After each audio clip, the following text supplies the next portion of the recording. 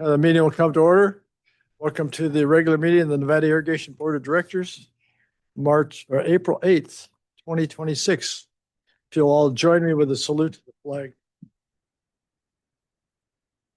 I pledge allegiance to the flag of the United States of America and to the republic for which it stands, one nation, under God, indivisible, with liberty and justice for all. You. Madam Secretary, call the roll, please. Division 1 is absent. Division 2. Here.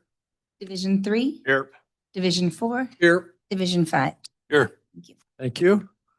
At this time, we'll have public comment for any items not on the agenda. If you'd like to speak to anything, come up to the microphone, state your name, and you have 3 minutes. Also, if you're watching from home. Is on the agenda. The protest for the rate increase. We went online and tried to we wanted to fill out the form. And on your website, seems like a pretty heavy lift here. I want to read to you what it says on your website. I don't know, are you familiar with filling out that form? What it says on the website? You don't have a copy of that, do you? No. So I'll read it. Describe the provisions of law that form the basis of your objection with specific reference to statutes, rules, constitutional provisions, regulations, and/or cases that are alleged to be violated if the proposed rates are adopted.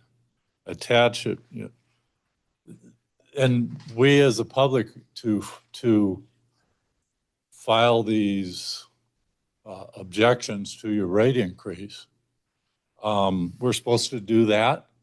What I just read, are you aware that that's in the directions that we are told to go to the site, and this is the form that we're supposed to fill out? We're not going to be able to quote statutes. So do you want to explain yourselves about that, please? Would you like me to explain? Yes, please. Yeah, sir, that's not the protest form. So there's two separate processes. There's a legal objection form, which is part of a process that is required if somebody chooses to file litigation in the future. Right. The protest form is very straightforward. So I'll have Katie out front. So you follow the directions. So that brings up another case. So you follow the directions you want to object. The public out there that has gotten a bill, you go to the website like you're told to do. This is what you see. And most of the people are going to go, I can't do that. Forget it. I'm just going to bail on it. So it's very misleading on purpose or by accident that is the process that you go to the website and you see that. Yeah, it needs to be made clear exactly how to do this, and it's got to be easy to do. So the fact that we went to that site and that's what we were led to believe we had to do, there's going to be, most of the people are going to do that and just throw up their hands, say, I can't fill out that form. So we are more That's than what's- happy to help. We haven't heard that feedback from anyone else, but let us help you clarify. Go on the website right now and why don't you check it out? We're aware of what's on the website. So there's two separate processes. There is the protest form that is very simple to fill out. Yeah. You need very simple information. If you want to file litigation, yes, it is a more Right. complex. I understand what the differences are. Do you understand what I'm trying to say? How it could be confused by the public? And we'll look at it and see if there's any more clarification we can make. We are not aware of it as a board.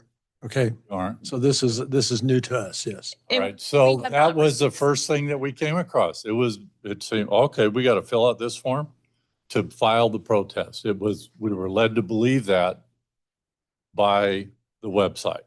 So I think that's pretty misleading. So Right. and That's my statement. Thank you. Thank you for your comment. Anybody else like to speak to anything not on today's agenda? Good morning, Lily. Hi, Lily Marie Mora, from in town and out of town. I'm both a raw water customer and a treated water customer. And again, I'm encouraging the board to develop this statewide coalition of water districts to deal with these infrastructure problems, because we're not the only county. There was a article in the newspaper, The Union, on April 2nd. California farmers are already struggling. Then came the Iran war. And so I think this is a perfect way for us to lobby that we can have enough bombs to kill everybody in the world, but we can't fix some dams in California. And so, or water systems. And if we're more statewide, I think we'll have more power to lobby. Obviously, I'm just back new to coming to these meetings again, but I would assume that the board is involved with the Mountain Counties Water Association, with Justin Caspiano or Castro or whatever his name is. And then Yolanda Cook was here yesterday from Senator Dolly's office when I was at the Board of Supervisors. And are we doing anything with her office? And the Board of Supervisors has their own lobbyists. Do we have our own lobbyists? But we do participate in a variety of statewide associations, regional associations, mountain counties. And we also met with Ms. Cook last week. Okay, great. Because it just seems like those are just obviously givens. I thought you probably were doing them, but it seems like we're at a time when we have some power to lobby, I think more than we've ever had, because we have so many things going wrong at the federal level that we need to show that we're a economy all in our own, even from the United States. So we need that help at that level. Because, and I wanted to say on the protest letter also as a side, that the date is May 27th, 2025, that it's supposed to be returned, not 26. That's what it says, I think. So yes, a customer brought that to my attention. Yeah. Okay, thank you. Thank you, Lily. Anybody else like to speak to anything not on today's agenda? Anybody online? Let's see, we got a hand. Tyler Blag, would you like to go ahead? Yes, good morning. I'm trying to figure out how to get my video to work. I apologize. Anyways, thank you for taking my questions or comments. One is, I think you guys need to look at your customer service department, because I sent an email last week regarding some questions regarding the protest, just some general questions that I couldn't find online. And that was last Friday morning. I still have yet to get a response. So I would encourage you guys to work with them to see if they can respond to customers or other questions a little more timely. The other comment I've had, it's pretty amazing to see how many change orders that the board has allowed to happen on these NID projects, where you have a project that may cost $50,000, and then with the change orders allows plus contingencies, it's pretty disheartening to see that. So, a couple of things I just wanted to bring up. I realize that you guys have a full agenda, but like I said, if you guys could address that. And then I think the gentleman that spoke earlier regarding the website, I've had a lot of older customers, older residents in both counties mention the website's very hard to use, very hard to find that. And I realize there's a purpose behind that. And so I would encourage you, it'd probably take an IT person about 5 minutes to move that 218 information button to the front of the page to let them have more information about it and make it less calls and emails for you as a board and for the staff. So just hopefully you guys can look at something like that to help ease some of these questions, because there are definitely lots of questions and a lot of landowners concerned. And yeah, that's it. Thank you. Thank you, Tyler. Anybody else? Anybody online like to comment on items not on today's agenda? Okay, Seeing none, we'll move on with our agenda. Consent agenda. Do we have a motion? Yeah, I move to accept the consent agenda. Second. Is there any public comment on the consent agenda? I'd like to pull something for clarification Okay, on the go ahead. Smith Road, the 4B. I just had a question about, Wait, we're still on consent agenda. I'm sorry, That's all right. that is, oh, I'm sorry. We only have the two on the front. Got it. Yeah. Got it. Okay, seeing none, no public comment on the consent agenda. Madam Secretary, will you call the roll, please? That's Division 5, Yes. Division 4, Yes. Division 3, Aye. Division 2. Aye, thank you. Okay. General orders, now you can. Thank you. Now you can Thank go you, if Mr. you'd Chair. like to. 4A first. Huh? 4A. Four A, okay. Well, I we're just had a gonna question. start with that, Yeah. so here we go. Who's handling 4A? I'm going to go ahead and Okay. handle this. So this is the report out of the Q4 budget to actuals for the last quarter in 2025. And just recall that these are in draft form. Once we do fiscal year end close, then we initiate the audit. There are several accruals that are actually made after fiscal year end. So I'll just go over some of the highlights. So the short story is these will change once the audit is complete, and then we'll come back to the board and present the audit. So a couple of notable items. The report provides all of the revenues and expenditures and transfers to date. We had a total of outflows of $105 million, which does include some encumbrances for purchase orders that we then refunded for 2026. Water capital fund was about 66% of budgeted expenditures, and some of those are items that were related to the carryovers we've already refunded for 2026. Fund 35, we have not been doing any capital recreation, and that's by design to lower costs as much as possible. So there's less of a subsidy required from hydro power. And let's see. Revenue, we did fairly well. Capacity fund revenue. So capacity funds are related to new connection fees that are collected. And we always have to do a projection on how much we think will connect to the system. And that projection is oftentimes off depending on how many new houses or homes are built. And then internal services fund does look like it has a 78% of budget, but that is largely all grant funding. So those, as you know, we budget for grant expenditures and grant revenues. And so revenues don't come in until we do the reimbursement portion. And hydro revenue was good news. It was 114% of what we had projected. Is there any questions? And you'll have a more thorough presentation with the final audit. So hydro is 114% on revenue, and we attribute that to, Well, I primarily attribute it to the original projection being fairly conservative due to the uncertainty related to the PG&E outage, which we're still dealing with.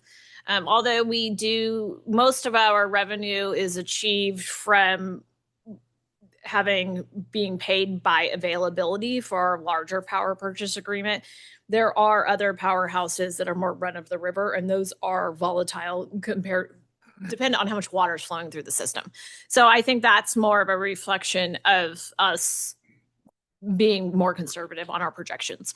I mean, it goes back to that these are somewhat volatile times, both on expenses and revenues. Yes. And it goes back to Tyler's comment. Why are there some changes in the work orders? Because prices are changing weekly or not daily. Yeah, we've been seeing about 40% increase in construction costs across the board. And that's hard to account for. It is. Every time we think we have a handle on it and we increase our engineers' estimates, we're getting even higher bids coming back in.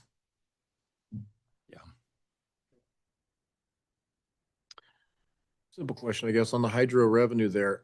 are we gonna see any increases in our revenue because of additional monies coming in, charging higher rates, anything like that? No, not at this point. There's some small escalation clauses built into our agreements. I think that a significant difference may be realized when the large power purchase agreement is expired and we negotiate either a new agreement with PG&E or an agreement with somebody else. We just did one for a 2-year agreement, correct? Correct. So we have 2 contracts through NCPA, and those are shorter term contracts that had slight escalations in them compared to the previous contracts. So the big one is the power purchase agreement with PG&E. Yeah. Standby. And how many years is that term? That expires in 32, But what was the 33. what was the original? Oh, It's a long, I think it was 20 years. yeah, 20 years. It's a long contract.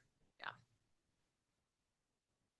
Hey, And buddy. then remember, Scott's Flat is under the Res BCT, which if everyone recalls, that's allows the district to offset our top 50 meters of cost with PG&E through our own power generation at Scott's Flat.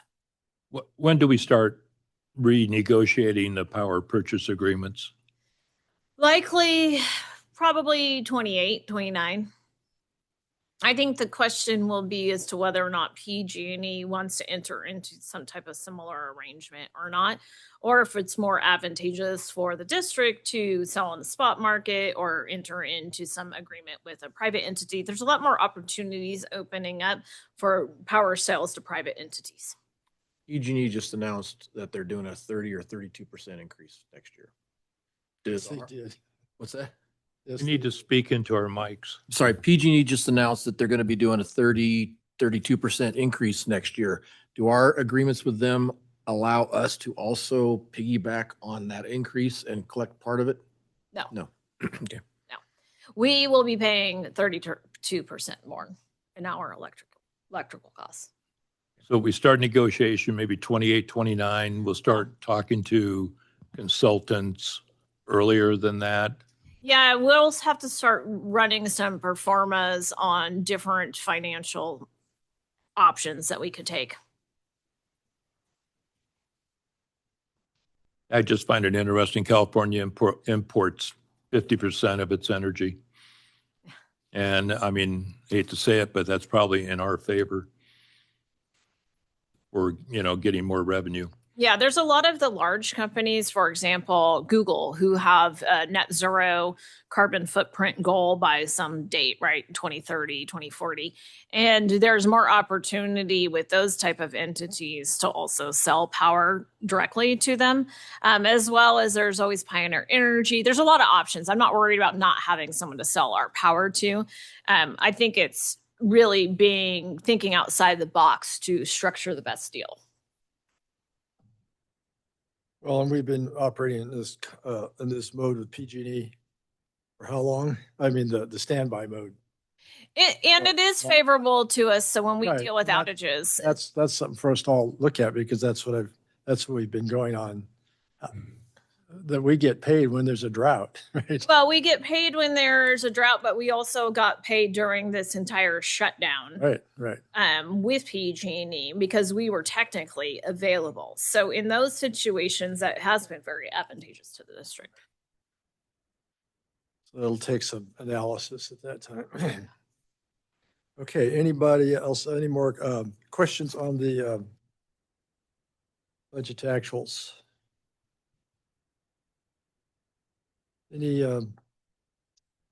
Any public comment on that at this time? Okay, and this is receive and file. Typically have a motion. Typically, that's my next question. Typically, we'll have a motion. I move to receive and file, and I also congratulate administration because you put money away also during this time. Yes, we've been continuing on our money saving efforts. And a lot of that is because of the volatility of construction costs right now. I'll second. Okay. Let's see, I already had public comment. No, yes. Any public comment on the motion to receive and file? That's what we need. Okay, seeing none. Madam Secretary, call the roll, please. Yes, Division 5, Yes. Division 4, Yes. Division 3, Aye. Division 2. Aye. Thank you. Okay, next item, amendment to the fiscal year 2026 water fund, CIP budget. So I can start it out, and Gabe, you might need to come provide an assist. We have a lot of questions. So this is in a request to amend the 2026 budget to fully fund the Smith Road Crossing project. So this is one of those projects we put out to bid, and it's coming in significantly higher. And if there's any questions, we can answer. Good morning. Good morning, Gabe. Good morning. Good morning. Go ahead, Director I Fowler. had, and it's a very pedestrian question. It says it's a 10-inch transmission main, but then further down it talks about extending it with an 8-inch. And I didn't know if that was, I guess I just didn't understand. Oh, I wonder if we have a typo in there. I believe it's a 10-inch carrier pipe in an 18-inch casing pipe. It under does the say highway. that, and then the next line, the next line says 8-inch. Maybe it connects to an 8-inch, but Yeah, the, it's- the new line is it. It's not, we're not undersizing it. No. We're continuing what's already there. Correct. Okay. That was my question. Great. Thank you. Welcome. Any other questions? Yeah. What counted for the increase My question too. demand? Was it the pipe or was it the fuel? Was it?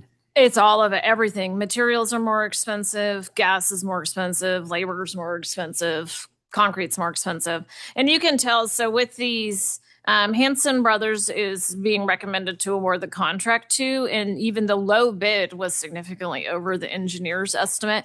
And the high bid is $400,000. We're just seeing some extremely high bids coming in right now. And this has changed since we created our budget. Yeah, we've been constantly trying to keep up with it. We've been, adding 25% on, 30% on, and we just keep getting outbid just about every time. Just from a mechanic standpoint, is there something we can do to minimize these cost increases? And I'm just outside the box, whether it's working nights so we don't have to have extra traffic control or whatever the case might be. Are we looking at every option, alternative? Yeah, we do. And we also work with the contractors, and the contracts allow for some flexibility with the contractors on work. Night work is typically more expensive though, because they have to pay a surcharge. Correct, unless they have to shut down and reroute through a busy neighborhood or something. So Mhm. I'm just trying to look outside the box here. If there's something we can do to somehow reduce costs and plan for the future. If it's going to be a 10-inch line, but we know in 5 years we got to go to a 12, and maybe we should put the 12 in now instead. Yeah. Trying to make sure we're as efficient as possible. Well, one of the ways we're saving money on this particular project, we're actually moving money from one capital project to another, is by constructing the other project in-house with our own staff. Saw that. So we've been doing that more often. Typically, we have staff focused on routine maintenance and operations, but given that a lot of these projects are coming in really, really high, we've been shuffling staff around to build what we can, which does cause some deficiencies on the other end. I just see that 15% contingency clause and right. And so, and to Tyler's thing about when Tyler mentioned the change orders, it seems we pad it with a 15% contingency and it almost always rises to our pad. Does it All the always? time. No. Do we have a understanding of how many times they're using the 15%? We go in between 10 and 15%. When it's a smaller dollar contract, you typically will see 15%. This is very normal within the construction business, and it's for getting into anything that's unforeseen. We do not always hit it. And actually, Hanson Brothers is probably the best. We have a really good relationship with them. They're really good at not having to tap into the contingency. What I was referring There's to, no work done under the contingency without prior authorization.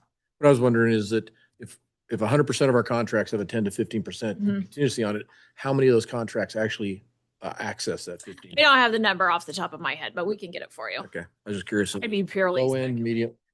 I'd say it's probably medium. I'd say probably, what do you think? Half? I'd say half of them.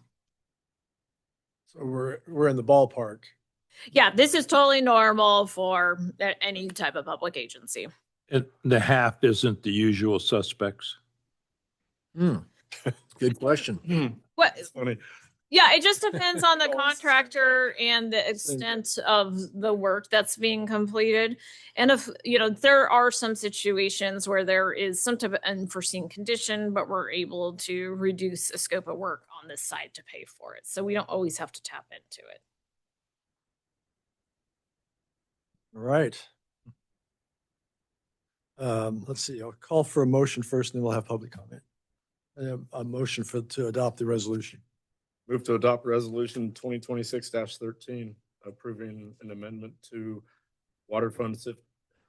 Yeah, and Yeah.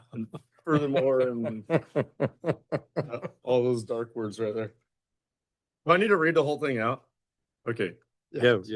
All right. Different. Go ahead. And Yeah, I move to adopt resolution 2026-13 regarding the approval of an amendment to fiscal year 2026 Water Fund 15 CIP budget and award of a construction contract for the Smith Road Crossing project. second, Okay. Any further discussion by the board? Any public comment on this item? Lowering the pipeline under Highway 49. There's one online. Mr. Bly, go ahead.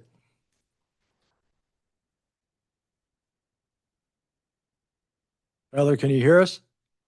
Tyler, you need Yeah, to. no, Oh, there you go. apologize about that. I'm sorry, There we having go. issues today. My only comment would be is that request by Director Stevens about how often we hit those contingencies. I would go back further and look, because if you look at the budgets or the agendas of past meetings, it happens quite significantly. And I guess my other thought for consideration for this is, kind of like the Smith Canal Road project, where the board had an extra $2 million left of the grant that they could use. They had to use up that money. They basically tore out the canal because they had to use up the $2 million that were left. So, I have a lot of people that work for actually NID that explain a lot of these issues that are currently going out there in the field. And I want the board to be aware that, there's some decisions the board makes, and then what actually ends up out in the field, is a different thing. And so I just want you to be aware of that. And so, like I said, hopefully that point came across clearly. I didn't mean to mumble it, but I just think it's important that you guys follow through and make sure that whatever you're approving is actually what's being done, and not being done just to use up a grant, because if you don't use it, you lose it. So just my opinion. Thank you. I'm not quite sure what project the Smith Canal grant was. Yep. Tyler, maybe you could provide some more information out of the meeting, and we can help figure that out. so just one more comment. We're very receptive to, approach directors and managing directors with any improvement idea, how we can save money or streamline it. Just, pass it up the chain. Okay, is there any further comment on, public comment on the resolution? Okay, Madam Secretary, you call the roll, please. Division 5, Yes. Division 4, Yes. Division 3, Aye. Division 2. Aye. Okay, thank you very much. Okay, workshop items. Remind the public and those watching at home that workshops are less formal. We don't make any, we don't make any decisions here. This is strictly workshops. Yeah, this is a sequel to the Flume of Doom, the Golden Mussel. Okay, so, and you're welcome to jump in anytime. It's not a formal thing. It's we all talk together about this. So up first is Golden Mussel Workshop, and Monica Reyes is here to talk about that. Yes, good morning, board, public, and staff. Monica Reyes, Director of Recreation. We're going to talk about mussels. Most of the photos that are in the presentation are all down in like Merced County, the Delta. The Delta, that way you can see exactly what's going on down there. So the first picture here, I thought it was really interesting. This is actually a rope that is attached to the golden mussel sampling station. And within a year, that's what it looks like. Last summer, in 2024, it was clear of mussel. Into October 25, that's what it looked like. What did you say the facility was? The, It's a golden mussel sampling station. So Oh, a that's how sampling station. you put it in, and that's how you know whether you have them or not. number 9, okay. And then the second photo, I thought it was just interesting because you can see how these smaller mussels are just attaching to the larger ones. And that's kind of what they do to clog up the pipes and hydro facilities and stuff like that. So just to go back just a little bit, back to last year, the golden mussel was discovered in the Sacramento San Joaquin Delta last year, or excuse me, October of 24. Oh, sorry. Okay. Well, it's hard because I can't see. And NID temporarily closed Rollins and Scotts Flat back on December 10th of 24. We weren't really worried about the upper division because at that time we had snow, unlike this year. But we had snow, so it wasn't like we needed to get up there and do something. So our main focus was just our lower division reservoirs. We implemented a seal program. Sometimes people refer to them as seals. Sometimes they refer to them as tags. But basically, they're little seal tags that we attach to the boat, to the trailer, and then we know where that boat has been. We reopened Rollins and Scotts May 1st of 2025. So effective that date, we were open, our launches were open to all motorized or trailered boats. Jackson Meadows and Bowman remained closed for 2025 just due to the fact of the location. And working with the Forest Service, we just didn't have the staff to go up there and man a program. Some of these pictures are interesting. It's just, you know, some of them, like the one on the far side, is just trash that was floating in a canal and covered with mussel. Some of them, this one, it's a buoy covered with mussel. And then again, just showing you how the mussel, the golden mussel, just attaches to another mussel. And Not in our canals. they're not in our canals. No, they're not in our water system at all. Monica, I have a question really quick that comes to mind. Is it a, what's the word I want? Common, that the primary movement of mussels is on boats. So this picture from March to October shows them going down. Looks like they went right down the California Aqueduct. Oh, we're not there yet. I'll get there. Sorry. I'm gonna go there. Yeah. So that was my main question. It's established that both Exactly. primary. Yes. There. So moving on to page 3. I know it's kind of not the best pictures, but CDFW doesn't make a map that you can really blow up and look perfect. So the first map was back in March of 2025. You could see the red dots. They were kind of focused up in the, the Delta, and they just went, then there wasn't a lot of travel. And then this map here is of October of 25. You can see the main bulk is still up at the top. And if I were able to enlarge it, there's red dots on red dots. So there would be a lot more that you'd be able to see. But now the mussel has gone all the way down and has been located down in San Diego. Well, this is the point of my question was, I'm just curious about this, that it looks like they're going right down the aqueduct. And That's exactly what's there's not happening. boats on the aqueduct, so they must move some other way also. Yes. To get Well, to go down they were brought in by boats. Right. And if you're in the Delta and your boat's moored there, then you have them. But yeah, they travel through the water. And they travel on their own. Exactly. Yeah. Okay. Yeah. So that would make sense in that canal. Yes. I have a simple question if I Sure. can. My son loves magnet fishing, where you throw the magnet and try and get trash out of it. And a lot of the YouTube channels show mussels all over the East Coast. Are those the zebra mussels, or are these also the golden mussels, or do you know? I would suspect they're the zebra mussels. We don't have the golden mussel throughout the rest of the United States yet. Not yet. Just Knock on wood. Yeah. I just So- try to, Monica, what's the forecast for clogging up the aqueduct? date down to the hour. Which Yeah, some in Northern California will cheer and others won't. exactly. I mean, I think, and this is in the next slides that we have, but just to hit on it, I think in 24 when it first came out, and then even last year when we knew, everyone knew about it, we started talking about it.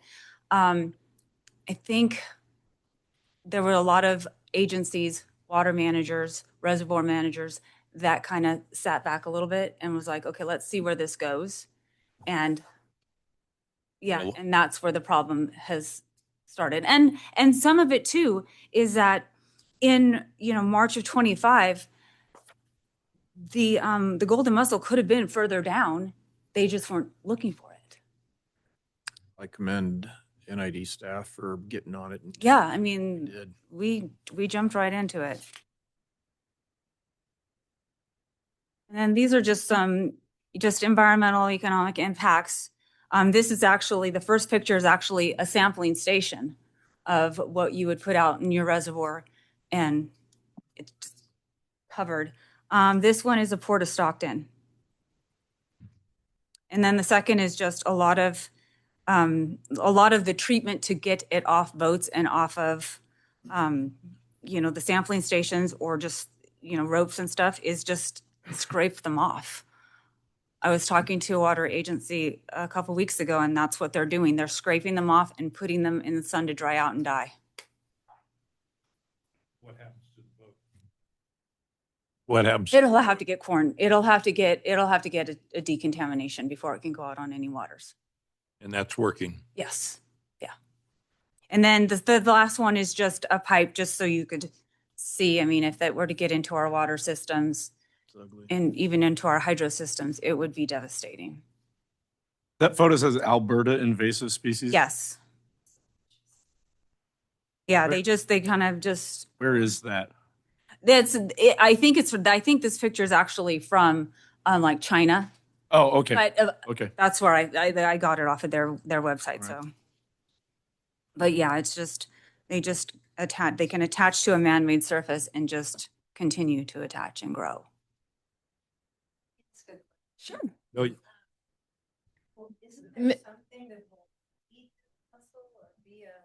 You want to come to the microphone so everybody can hear? Thank you, Yeah. Lori. Lily Marie Mora, isn't there something that can eat this mussel, or, that is a predator, or could we eat this mussel? It just seems Seems like like, an opportunity. yeah, it seems like we're going to have to make it an opportunity. Yeah. As of right now, there are no known predators for the golden mussel. But there's a lot of research going on right now to see what can eliminate it and get rid of it. But yeah, they say don't eat it, so don't eat it. Hey, to just reestablish workshop rules, long as you're contributing, you can come up and ask any question anytime. Because it just kind of flows that way. So this is a workshop. So brief little go back to 25, 26, when our launches opened in May of 25. To be honest, it was a little chaotic. It was hard for the boaters. It was hard for staff. But once we got into our rhythm and the boaters got into the rhythm, it was smooth. I mean, we had a few still, grumpy people, but for the most part, everybody was on board. And a lot of them started to actually look into the mussel. So they realized that it was a thing. In the beginning, it wasn't a thing. But I think after, especially like some of the fish, a lot of the fishermen too. So that was actually nice. In 25, our boat launches were open 7 days a week, 7:30 to 8 at Scotts Flat. And Rollins, Cascade Shores was a little bit more difficult to staff. We were open Wednesday through Sunday, 10 to 6:30. My goal this year is to have Cascade open until 8. I just have to make it work. I'm glad to hear that. Had a gentleman asking me specifically about Cascade Shores Yeah. just last week. Yeah, I have a plan. I just have to get it to go. That's great. Thank you. And then our end of season launches, Rollins and Scott's closed for the winter mid-October. And then Cascade Shores closed September 30th. That's when most of the boaters come off. I was able to work with our staff that I have, our full-time staff and also our camp hosts, to come up with a plan to at least have some boat launches open during the winter months. And so we were able to open Orchard Springs boat launch and Scott's Flat boat launch Thursday through Saturday, 7:30 to 4. Most of our hit on that is the fishermen, which they're happy to just get out on the water. So that was doable for us. Long Ravine, Greenhorn, and Cascade Shores were all closed all winter long. Question? Mm-hmm. How's the cooperation with the homeowners association at Combi? Because that is one of our critical points, I understand. Yes, Combi they're running their own program, and Greg and I have both worked with them. It's a good program, and I haven't had any issue. I haven't heard of anything negative. Yeah, they're doing a sticker program, so. Yeah, there's a whole lot less transient boats coming in and out. Yeah. On these, so it's a little bit more well protected. You have to have Yeah, they have. in the club and all stuff like that. Yeah, there's only one non-residential boat launch, correct? Yeah. And they have like a Combi only sticker that they put on the boats, and if they don't have that on there, they're tracked down, and they're pretty strict. I saw you should have lots of pictures of these sampling stations and stuff like that. Do we have active sampling stations at all of our places and nothing has shown up? Nothing. Right? Nope. Yep, we are good so far, knock on wood. For the 2026 voting season for Scott's Flat and Rollins, we just anticipate running the same program. Like I said, my goal is to have Cascade Shores open a little bit later, so everyone can enjoy the lake. Just some things that have been happening very quickly over the last couple of months. 26 and 27 Golden Mussel outlook. There's been just the long overdue legislation and regulatory measures are starting to all be proposed for this golden mussel. Like I said earlier in the discussion, last year or at the end of 24, early 25, when we found out about the mussel, everyone was gung-ho, but then a lot of water agencies kind of just took a stand back.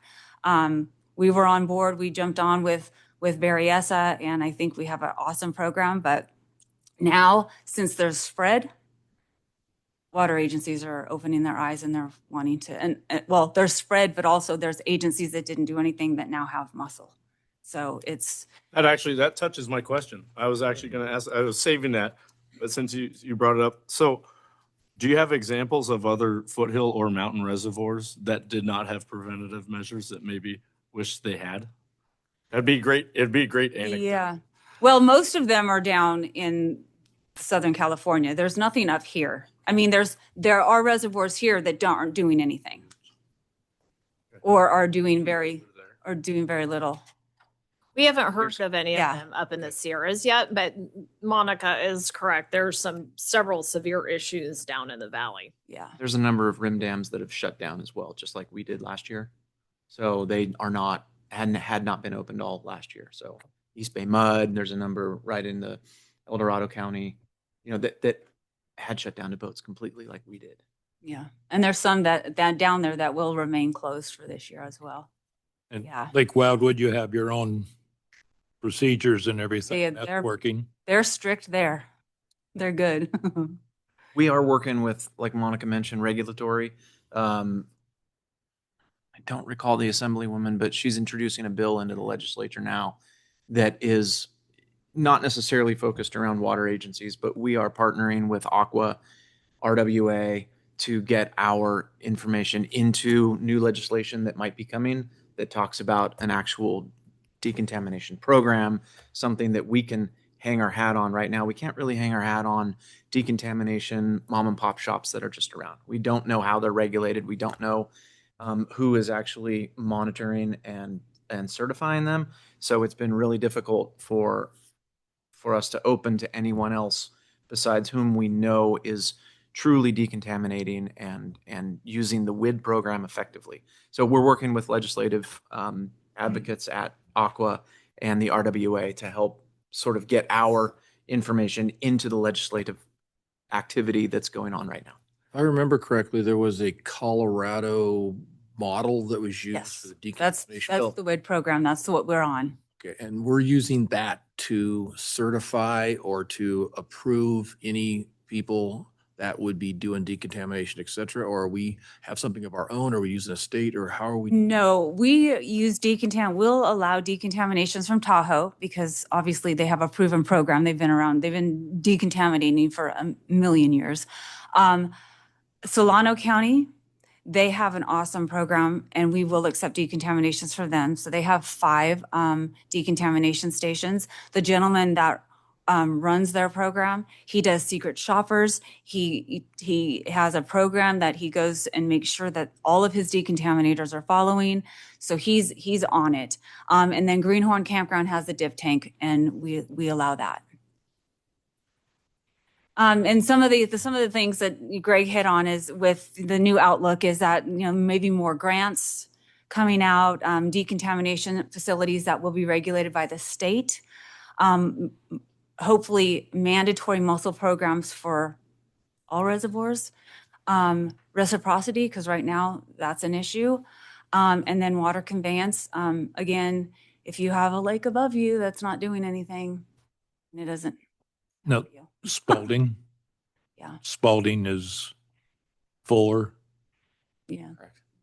Is that a problem? They don't have a They don't have a program. Yeah, We've it's reached a out to them potential several problem. times. Yeah. Yeah, that all of our good work would be for naught, huh?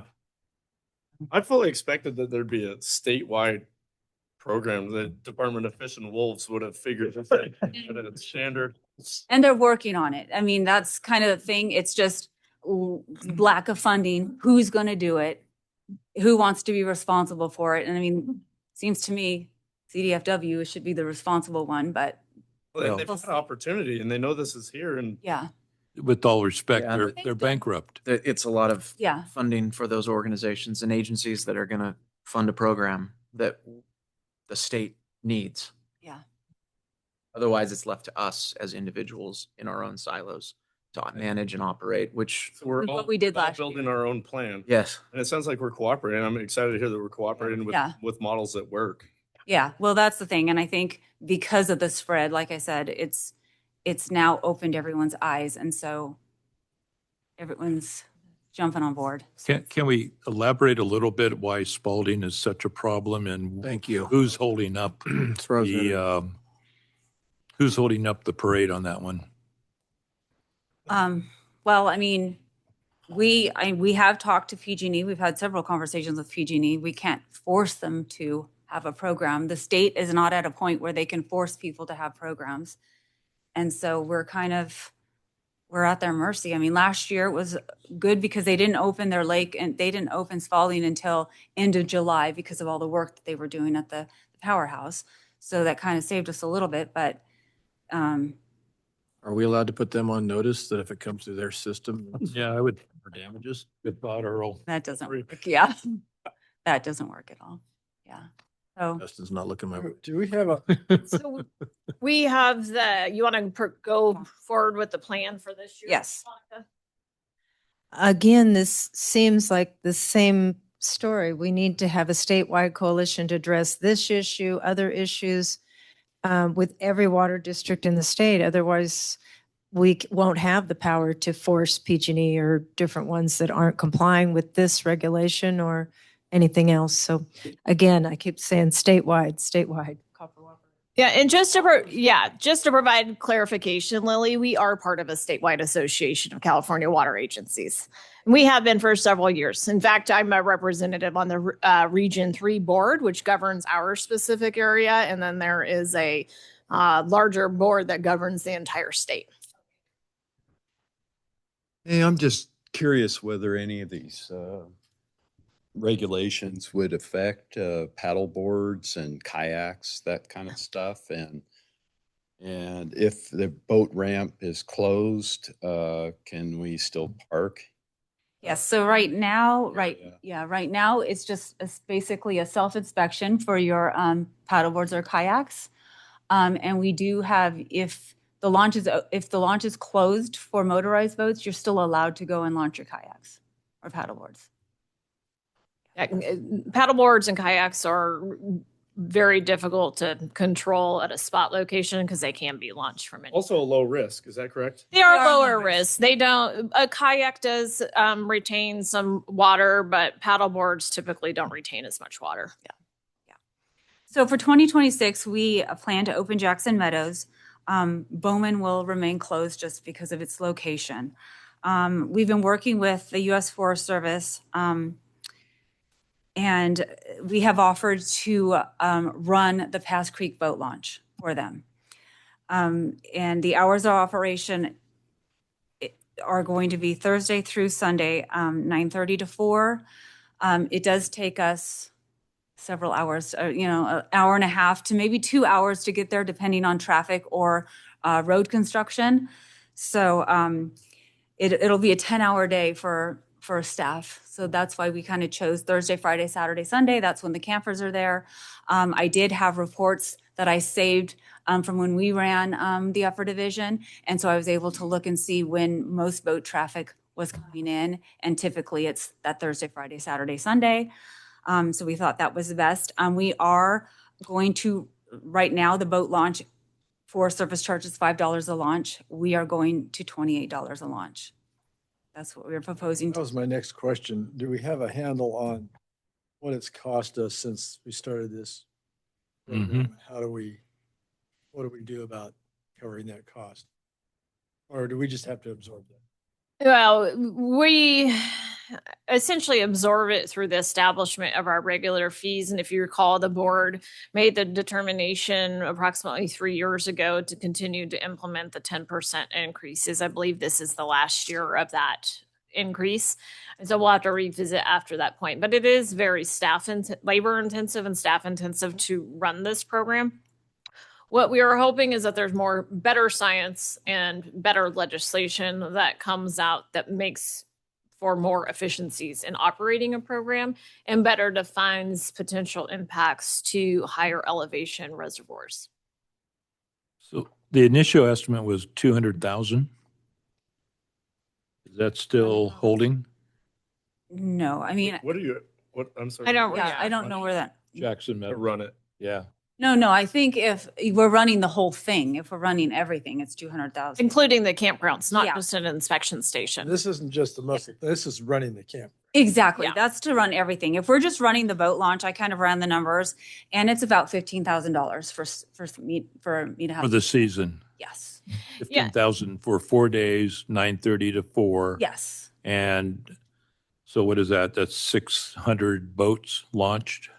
Typically on a good season, there's 370 boats launched during a season. Oh. At Jackson. Yeah. And So I would anticipate with the rate going up and us having, a tagging system up there, that number is probably going to drop a little bit. So 370, that would then be closer to $400 or $45. Yeah. But it's not static. The higher you raise it, the less people will use it. Yeah, exactly. I'm not in favor of, going into debt on this. You It know is what I mean? challenging. I think that the point of input for the board today is whether or not the 2026 proposed plan is acceptable to the board. For Rollins and Scotts Flat, it's generally the same as last year. For this year, we are proposing to open Jackson Meadows on a limited term basis and still keeping Bowman closed to boat launches. Now that we will receive input from the public, especially fishermen, that they would like to be able to put boats into Bowman. Question on that. Doesn't Jackson Meadow have the boat only or boat into area? Exactly, yes. What would happen if they launched their boat at 3:00 on Sunday, go over there for a couple days? Are we notifying them that they're not gonna be able to get that boat out of there until? Yes. So when people launch, we do even do it at our lower division. We let them know when they need to be back out of the water so they can get retagged and let out. Or they have to stay on that area? Exactly, yeah. Last year, we had a couple boats that spent the night with us. Okay. Yeah. The boats or the people? The votes, not the people, the votes, yeah. So is the board generally in favor of the proposed program, or would you like to see modifications? But Monica, I'm impressed with all the hard work you do. Yes, I am too. That's great. And I think it's a good program. My only thing, I don't want to subsidize the boaters. If it costs a certain amount of money, we charge that fee. There is still some subsidy occurring with recreation. Yeah. And It will continue so to I, occur. We subsidize all of recreation. Correct. And I think it's, for a while. Not right or wrong, but it's yeah, a that's fact. true. Yeah, and It's- We need to get people out on the lake. I mean, if we can do it safely and we can run our program up there and we have a plan for getting internet up there, which we do, I think we try it. I mean, and even if this year, if we are going to monitor how many votes we get, because we need to make sure it's definitely worth our time. But I think we do need to open it up to see. And we don't know what those numbers are right now. And for clarity, we are forced to subsidize recreation because of FERC. It's a federal demand on us that we have to, and it's been, and you work so hard to get it in balance, so we're not, subsidizing it, but we always have to because recreation is expensive. Well, and we also have to remember too, is that, the boat launch is owned by the Forest Service. So, not that I don't trust that they couldn't do a good job, but I know that they don't have staff to do it. That's why we offered to run the boat launch to get people out there. So I have a question to that. There are camp hosts, I imagine, at Jackson Meadows that are Forest Service employed, and they're not capable of doing that. We couldn't do some kind of a partnership. They don't know. Last year, they struggled to get camp hosts. Okay. Yeah. It's a Monica, if we have the Forest Service run something and there's a government shutdown, would they just walk away from that post then? Is that a risk? I don't believe so. I think that the Forest Service will be operating those upper division campgrounds under a concessionaire agreement. And I don't believe that the concessionaire agreement They will would, automatically get closed down. Okay, thank you. Yeah, they would continue. So it's in our best interest to make sure it's done right, Yes. even if we have to subsidize it. Like I said, this year could be our trial year and we see how it goes. I mean, And- it's going to be difficult. I mean, if that person that I have up there working calls in sick, guess what? The boat launch isn't open that day because at that point I don't have time to send somebody up there. Yeah. And the subsidy will be somewhere less than 15,000. Yeah. That'd be half of it approximately. Yeah. I mean, it could be even less than that. Yeah. Okay. That'd be a fun duty. Go up there and launch boats. Yeah, you guys could have fun. Give me a trailer. We could volunteer. Yeah, we could take shifts. We could take And so we're going to miles to drive. Well, it's not going to interfere with Wednesday board meetings. So we'll just run the same program as we are running down the lower division. We're still going to tag. It's going to be a 30 or 60-day tag before they can get out on the lake, or they can go to Tahoe or Berryessa to get decontaminated. When they come off, they'll receive an NID tag. That tag will allow them to go either back to Jackson Meadows, or they can go to Rollins or Scott's. Is the board good with that? That's the question for today. Yeah. If we want to see any changes or happy with what's happened. I think we're extremely happy with what's been happening, so. Thank you. And there might be grant money. Okay. Might. And then just really quick, the last page, I just wanted to kind of show you, we did, when we got that CDFW grant, the Sport Fish Restoration Act, we actually did get our decontamination trailer yesterday. It arrived. So that's pretty cool. And then we have installed, last year we had put cables up so people could not get through the boat launch, but we did have some that did, so, or tried to anyways. So we installed bollards. They aren't getting through on these. So every boat launch has the bollards. And then the guys, because they're like 50 pounds, they're really heavy. And we just didn't want to set them off to the side. The guys had built some little stands for them. So that was pretty cool. So Any violator how much can we fine them? we About don't 15 have any- grand? Rich still wants a badge. We don't have any, we don't have. They have no authority. Yeah. But we haven't, truly, we haven't had anybody Impound their boat. try to do that. Yeah. My two concerns is, of course, Fuller and Spalding, the weakness there, but are we doing any proactive research, or is anybody doing proactive research, not if, but when the stuff gets through? Do we know that? Oh, when we find our first mussel?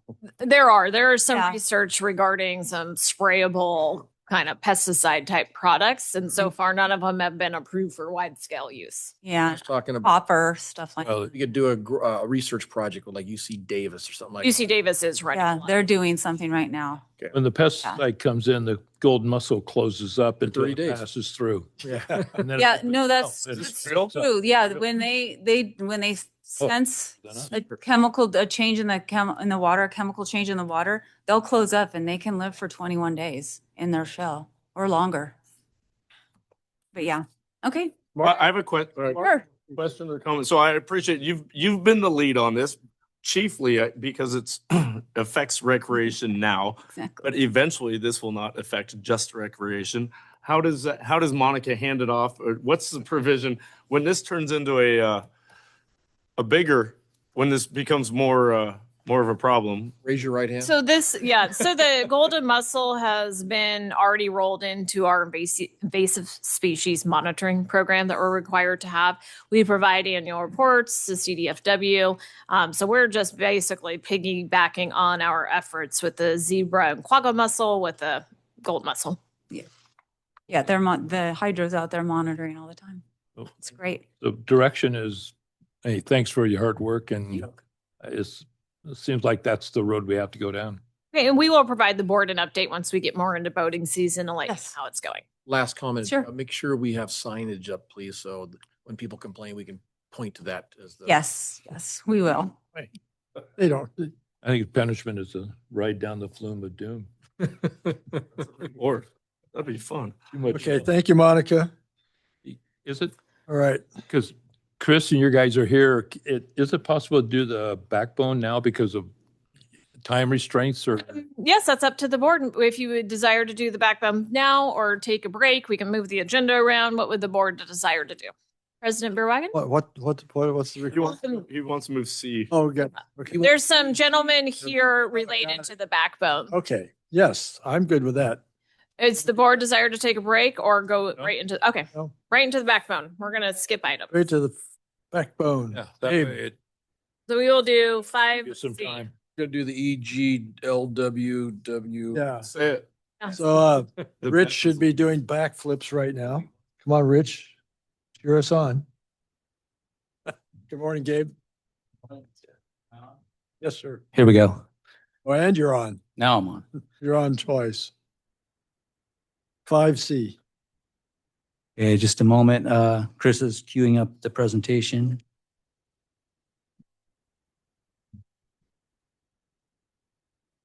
All right, good morning, board and public. This is a project that's been out here for a while. We'll do a little history, but it started as a pipeline project about 8 or 9 years ago to study how to replace the Wildwood plant. That took a few iterations that some of you might have been involved in with my predecessor that got presentations. We could go into that. I'm going to stay at a pretty high level about the older pipeline planning and alternative alignments and that kind of thing. And then based on cost, that was changed more recently in 24, I believe, to, hey, it's too much, or the treatment plant is too little. Let's go with the treatment plant route. And then this last year, we went through the treatment plant study, and the cost, they included a lot more provisions rather than just, hey, the filter and clarifier baseline project component. I'm sort of guessing here as to how the project got so low back in the day when you made this decision, or your predecessors. Cost? Yeah, the costs were low and made it attractive to look at the plant. But then when we went to actually look at the plant this last year, the cost came in higher.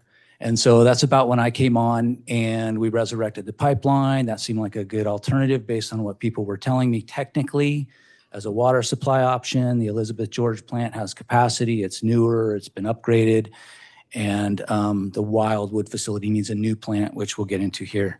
So that's the... Sorry to interrupt, but Yeah. I noticed in the staff report, there was a additional plant built in 40 years ago, not 60 years ago. They're not. I'm sorry. There's an additional plant. Is it separate or was it an addition to, or I've never seen it, didn't know how it works. But Yeah. I'm surprised to learn that part. So we have a younger version there. How much capacity is in the? Yeah, fair question. And we will hit that. I think it's in the presentation that you saw. But yeah, there was an original plant that was built in 68, I believe, and another expansion in kind. You know, they collectively are one plant, but they're two pieces in the 80s, I think, early 80s. I think it's in here. And so they're both near the end of the useful life. The older one is rusting away. I have a couple pictures. I was trying to dream up an analogy between the treatment plant and a pipeline that we could relate to as non-engineers or non-technical people from our daily lives. And so as the plant, my analogy is like a car. This is a car that runs 7 days a week, 24/7, day in and day out, and it provides water to 5,000 or 6,000 people, you know, an essential resource. It has mechanical components, electrical components, kind of like a vehicle, and we only have one of them. I mean, there's two little plants there that in part, but they work collectively to provide the capacity we need. And so it's a critical piece of infrastructure. It has these aged components. It does, in fact, need to be replaced. The newer one is still running. That is the primary part of the plant that runs year round. The older one is band-aided, and we'll talk about it a little bit, just runs to provide peak demands in the summer. And, you know, My question, are they separate plants that run independently, or was the new one an expansion of the old one? That was not clear in my head. Well, So both, they can run independently, but Okay, the that second was- one was that- expanding on the first one. Yeah. Yeah. They're two. So we trains. conceivably could have some life, but you said, I heard you say, even that one is, the newer one is, Nobody here drives a 40-year-old car. well, I do, but that's right. Well, and you have a backup, and you're one guy, right? So A 40-year-old tractors, no deaf, no computer. There is no yeah, but you can't get parts. solid front axle. Yeah. Hey, I hear you. I have a 40-year-old car too, actually. Okay, so let's see here. The agenda, I've kind of skipped ahead through parts of this conversation. Apologize for doing that part. No, feel free. Feel free to comment, ask questions. It's a workshop. It's for you to hear about the two project options and provide direction. So, you know, as a brief outline here, we have a little bit of the background, which we've sort of already covered, about the plant, the pipeline option, cost, and next steps. Sorry, this microphone's actually directly in my view. So if I remember correctly, we've built what, the first phase of 9 phases, the pipe expansion, and stopped at that one. Correct. Actually, I think there might have been 12 or 15 phases of that project. And when I stepped in, I'm like, okay, I understand the interest in piecemealing it for cash flow purposes. And that was the reason. We said, okay, we can do so many years and we'll fund it out of our budget.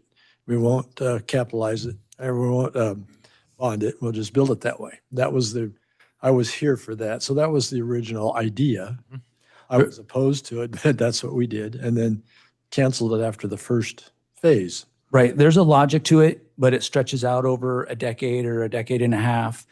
And over time, those later project components are more expensive, and they are premised on the ability to keep the existing plant in service and operational and reliable during that 10 or 15 years. And each one of those mobilizations and new bids actually adds cost. When you break it up into pieces, it sort of is convenient, and you know, you're baby stepping the overall project along, but you're having a new bid process each year and a new award and new management coordination, MOB, demob, and it adds up. You know, the sum of all those little parts are more than the total if you were to build it all as one piece, which one piece you'll see is painful, but you get it done and now you're online and you're moving on. So let's see here. Okay, so we hit some of this, but the background on the existing treatment plant is that the water source is from Deer Creek, comes down the Newtown Canal, was originally built in 68 in 2 pieces. The technology is a conventional sand filtration with clarifiers, nothing fancy, super reliable. It's a good technology. And if we were to expand, we would be replacing this same technology with new 2026 tech. Yeah, so one of them is 40 years old, one of them is 58. The 58-year-old plant really sits idle as much as possible because it's a liability to run and operate and rely on. They're each rated at about 2 MGD, and the current capacity need is about 3 in the summer. So we do need that second one in the summer. Through the winter, we just have the newer plant. The newer is the smaller. They're both the same size. They're both 2 MGD each plant. See that second bullet I'm there sorry. from the bottom? Yeah, they're kind of mirror images of each other. So capacity, yeah, it is a little over 3 in the summer. But since the drought, I think it's gone down, people are conserving more water. But you put in all the new development that's going on down there, or there's large areas that do not have water. Surrounding Lake Wildwood, and wells are going dry, and then also Rough and Ready. So that's all been calculated in. Right. Rough and Ready is not part of the treatment plant planning because it's not in that area. But you are correct, Director Johansson, that the current peak demand the last couple of years is closer to 2.5 MGD. And that's with everybody's water belts tightened.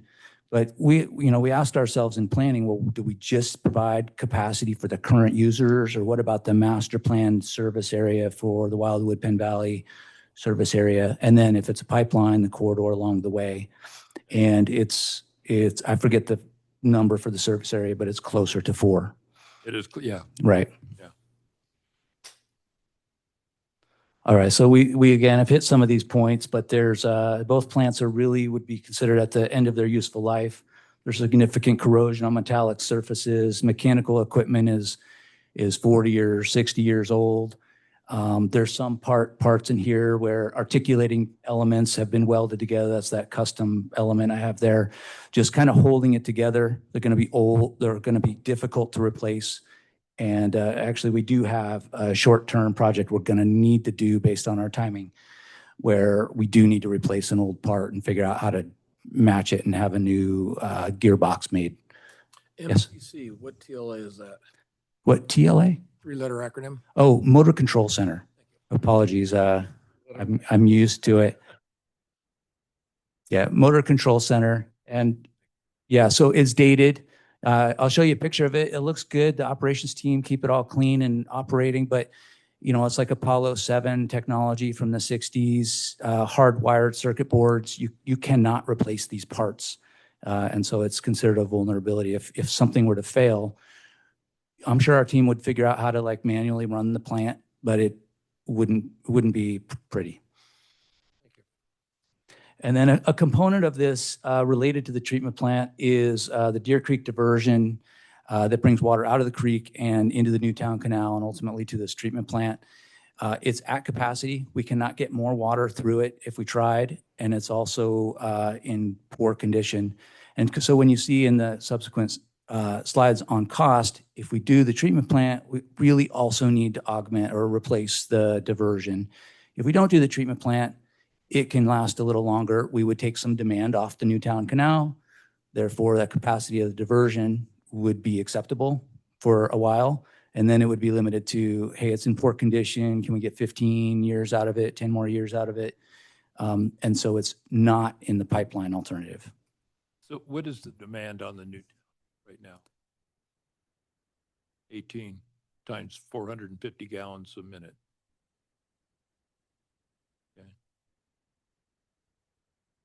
Okay. I'm glad Chip was here. I didn't know that. Here's a picture of one of the plants. This is actually the newer plant. I wish I had a picture of the older plant. From the outside, it doesn't look bad. The paint on the piping is newer and good. These actually were recoated recently, a couple years ago. Here's a picture of inside the clarifier of the newer plant.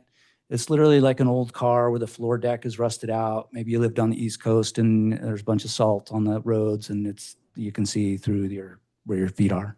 That's what this looks like. There are holes in it. It's falling apart. Here's a picture of the MCC, Motor Control Center. Yeah, thank you for the question. It does look good. I first walked up, I'm like, hey, this looks nice. But when you really look in there and you see the spaghetti of wires coming through it, and there's a comment here I'll make, I'll just go ahead and make it. If we ever needed to pull wire or rewire anything or change anything, the wires won't move. Either the conduits have been crushed over time or the insulation is fused together. And so, our operations team and maintenance team we're going to have to run new wire over the ground and hot rod something together or dig new trenches. So it's just a point of vulnerability, even though picture looks nice. So in summary here, the treatment plants have structural, mechanical, and electrical points of failure and risk for us. The backup electrical, I just said this, has cables that, we can't move them. They're all blocked up as one piece. And to make, I just showed you the pictures of the clarifier rusting out. To make peak demands in summer with the older plant, we are proposing a project to replace the gearbox, recoat the clarifier that's rusting out there, try to give it a little bit of life, 5 years while we decide what we're going to do here that you're going to help direct today. And then there was some turnbuckle options here where we could just actually start swapping out mechanical pieces that are subject to physical failure. If they were to collapse, have more of them on hand to replace. All right, so the pipeline, and I already said I'm going to kind of keep this high level. We have about 7.5 miles of 20 and 16-inch pipe proposed. The next figure is in alignment of where that is placed. And there will be multiple PRV. Those are pressure reducing stations along the way because we drop about 1,500 or 1,600 feet, I believe, in elevation. So at the bottom, pressure would be really high. If we just tried to carry it, it'd be a really stout pipe and we wouldn't be able to use the water along the way. So the pressure gets stepped down periodically. And then at Lake Wildwood, just given that length, we need to study this a little further, but we propose a supplemental chlorination station just to keep the residual up in the distribution in the community. Yes, Mark, step up. Come to the microphone, please. Yeah. Feel free to. I'm just kind of curious from Yeah. You can move this whole thing back if you want to take. Look at that. Look at that. There we go. Adrian, I'm just kind of curious from an engineering perspective, in lieu of pressure reducing stations, is there possible opportunity to generate power from that instead? I asked the same question, and it's not really feasible on a line where you want to pull off water for services. The demands are irregular. At night, it goes to zero, and there needs to be a certain flow to trip the turbine and generate power.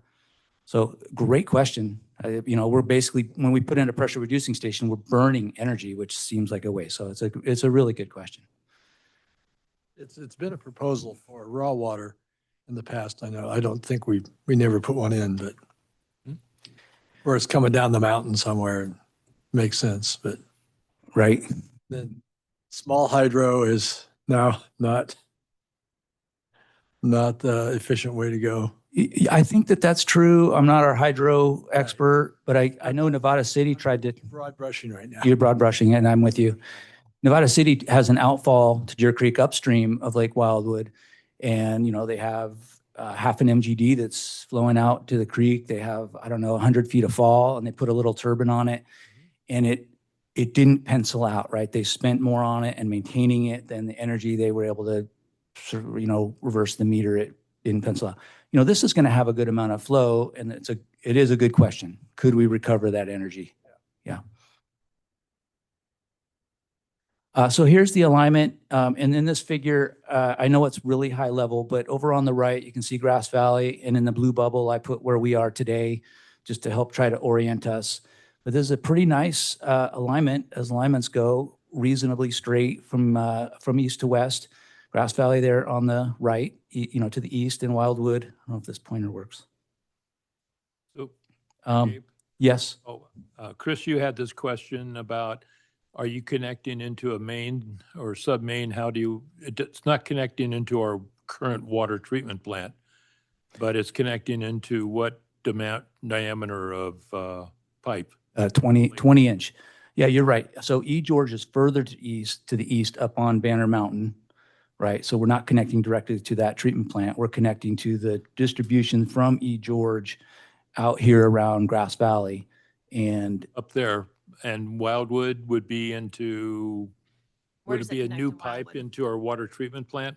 Oh, thank you. Sorry. Where it connects in Wildwood. No, it connects into the distribution system, not at the treatment plant. And if you look at that figure, there's a little green box that shows where the existing treatment plant is.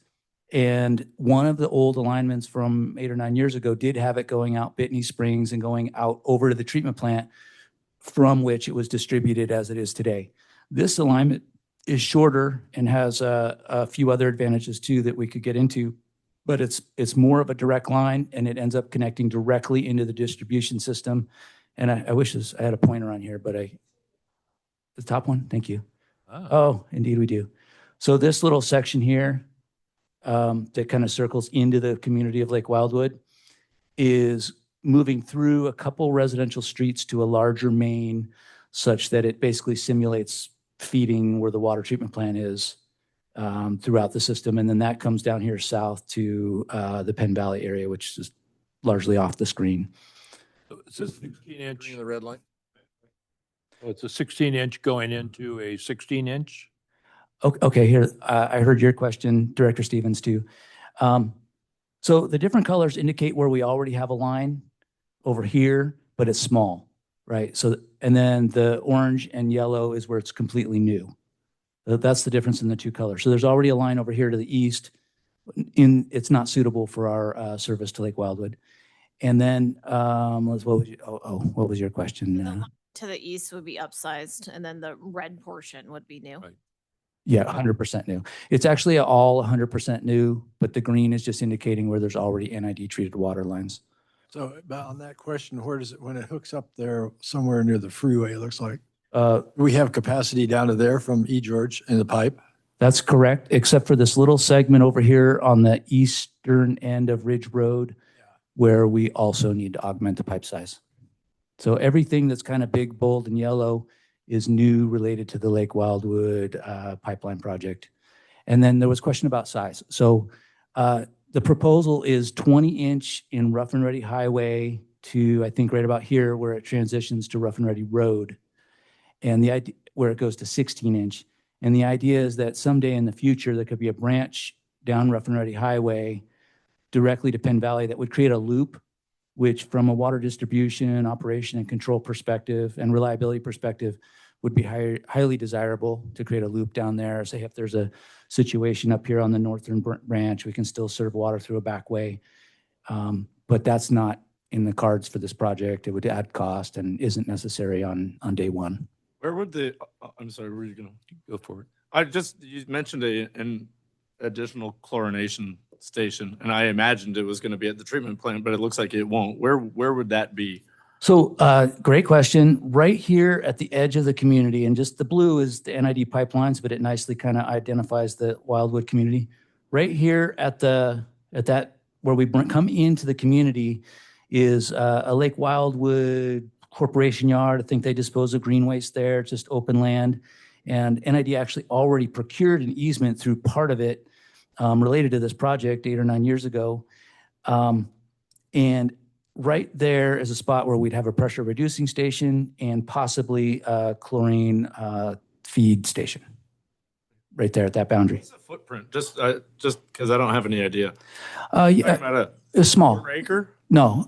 Well, I mean, the overall site, it'd be nice to have a little elbow room for parking and cars and vehicles, but the actual facility would be, I'll call it a 20 by 20 sump with a tank in it where you can either have totes or a tank and some metering pumps, a little analyzer. There might be a little block building like the pressure reducing stations where you can have your equipment enclosed. It's not big.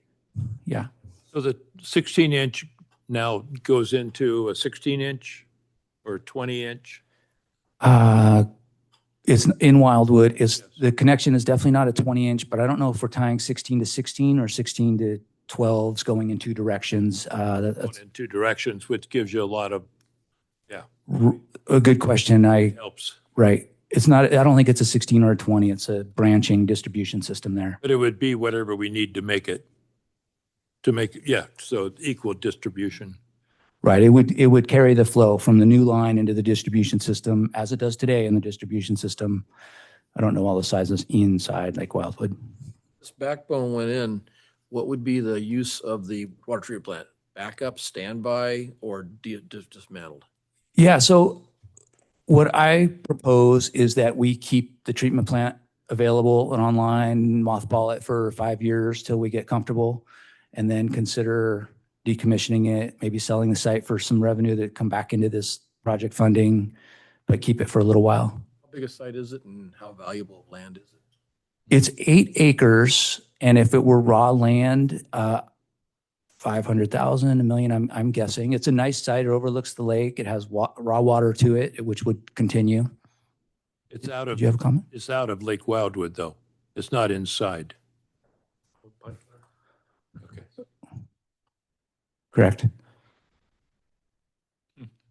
Nice place to build a house. Gabe, what about this additional chlorination? Is that a requirement or a addition? Backup? Additional It would be a requirement. So the Department of Drinking Water has a mandate for, I think it's at least a half a part of chlorine. That's a half part is a 1 part, half a part in a million for chlorine residual in the water at its most remote use point. And so given the long distance from E. George all the way down to Lake Wildwood, chlorine degrades over time. It's breaking down organics. This water's really clean, so there's a really good chance that we don't need to augment the chlorine as it enters the distribution system. But we need to model that. And so it would just be a little provision to boost the chlorination as it enters the system to make sure that we comply with public health. Is there any contamination from the pipe on that distance? Yep, yeah. Is there any contamination from the pipe? Does the pipe degrade the water over a distance? No, not the pipe itself. What it would be is any kind of organics that didn't get filtered out in the treatment plant. The chlorine is oxidizing, disinfecting, breaking down, but then is consumed in that process, which happens over time, right? So it's going to have more time in the distribution system, and maybe that chlorine residual is insufficient at the point of use. And just a couple more benefits. So the water coming into the E. George is 18 million gallons a day. It could be upgraded to 24 million. And the water coming from it is higher in the watershed, and it's cleaner, pure, colder. That's right. The water source is at a higher quality than the same water that gets down to the Wildwood treatment plant today because of its time in Deer Creek, in the Newtown Canal, exposed to the elements and the biology that happens there, cattle, whatever happens along the way. And so, yeah, the E. George water supply is a higher quality water. Is it less expensive to treat as a result? And do we have a dollar figure on that? Yeah. That's interesting. So because it's higher elevation, cleaner water, do we have what are you showing me?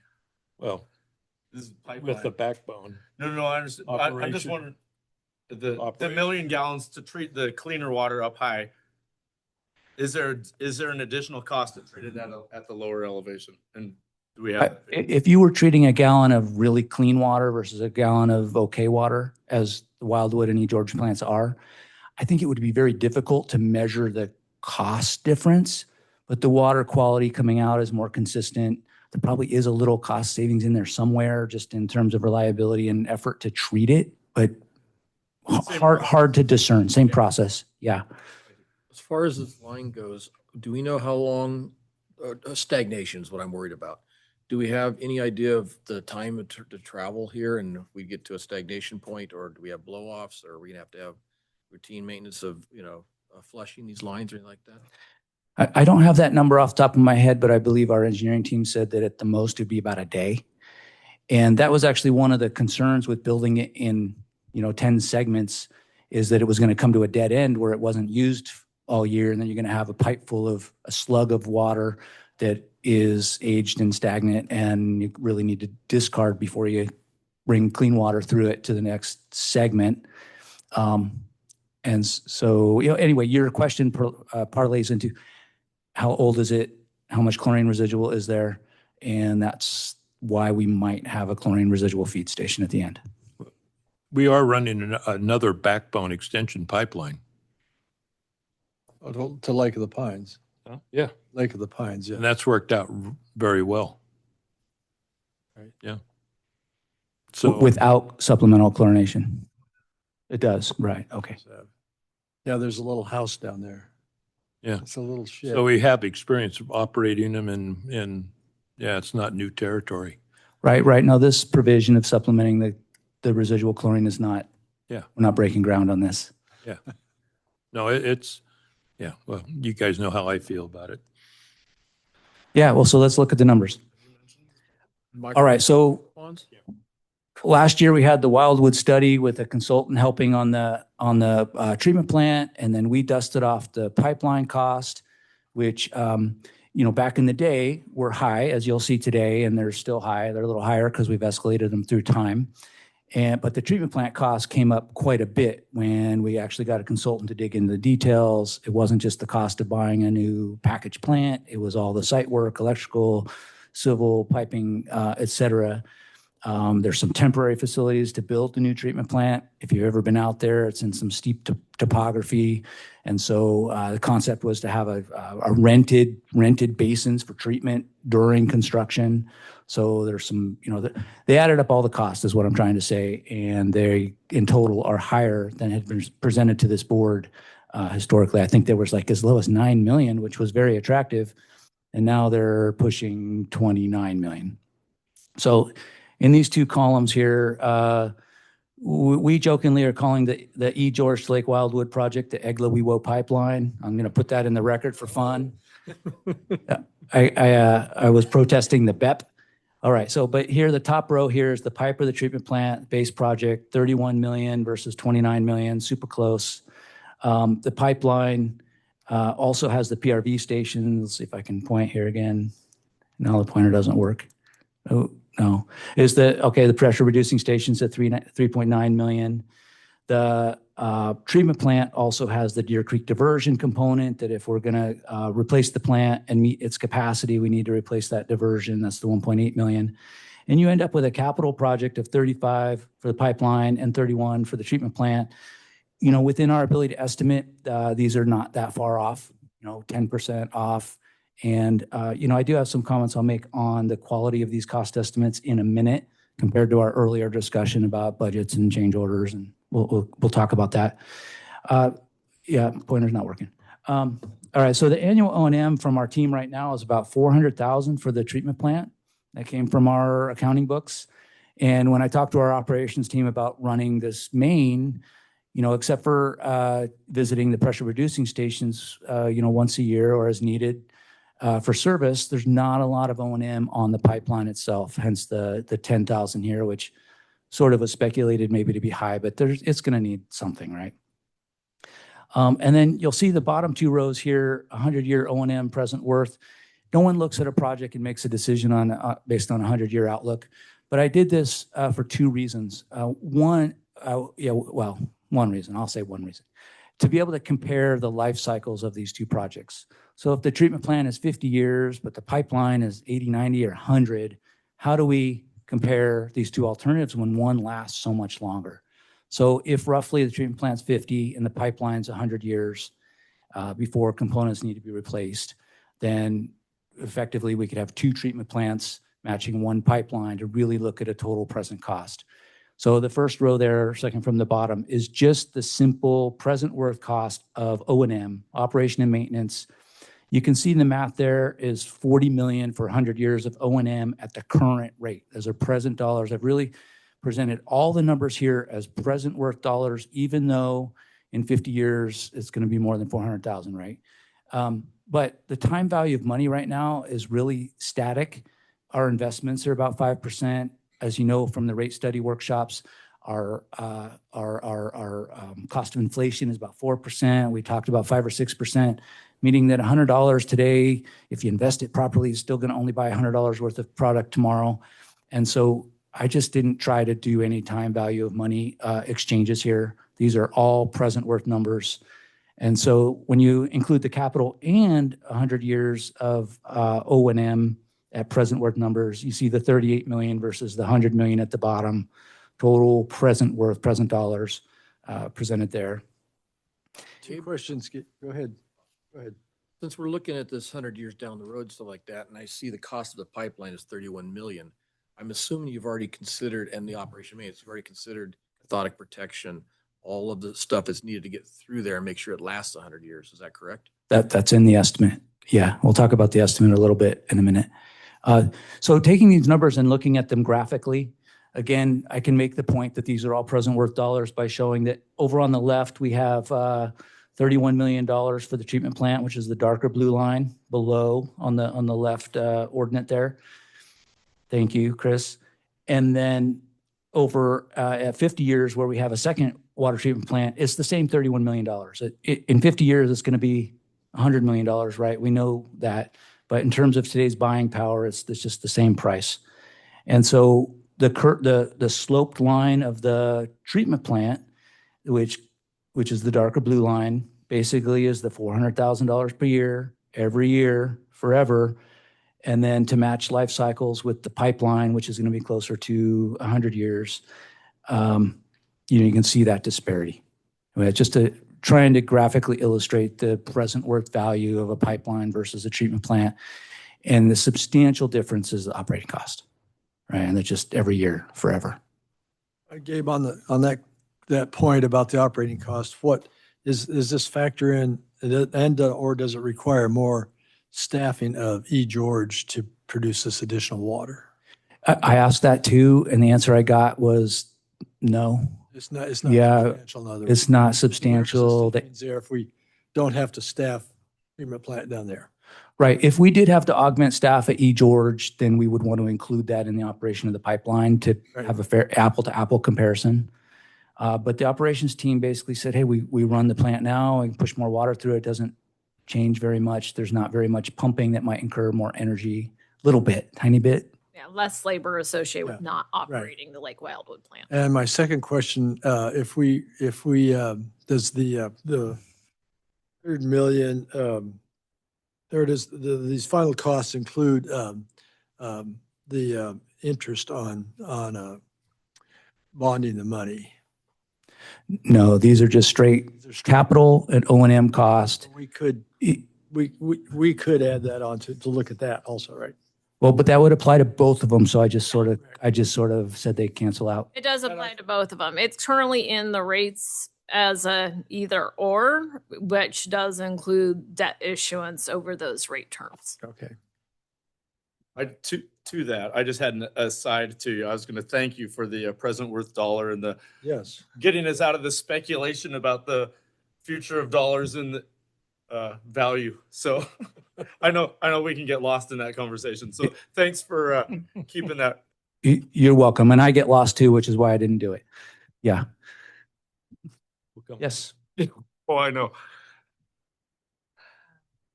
Lily Marie Moore.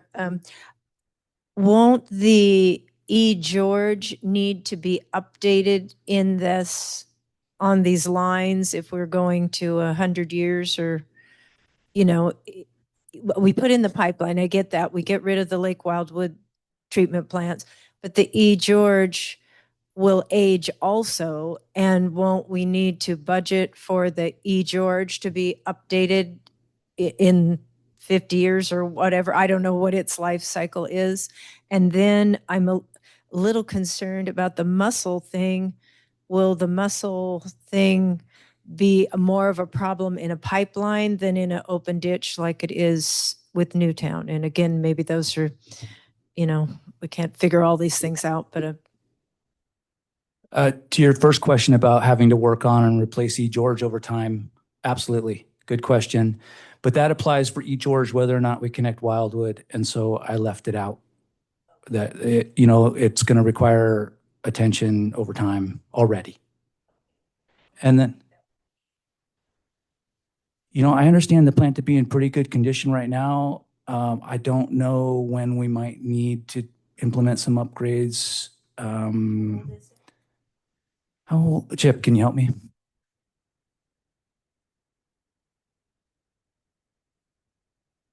The treatment plant recently went through an upgrade and I believe it was 2014. So it's fairly new. It will need an expansion of a portion of it to reach the 24 million gallon a day capacity, but it's a fairly minor upgrade. And then it should be good for quite some time. Thank you, Chip. And it won't need that 24 MGD capacity to serve Wildwood. That would just be other growth. Yeah. Yeah, come on up.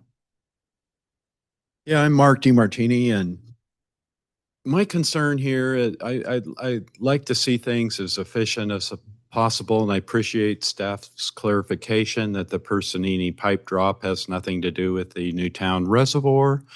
But I do understand that the Newtown Reservoir bypass is still, there's still a number in the CIP for bypassing the Newtown Reservoir.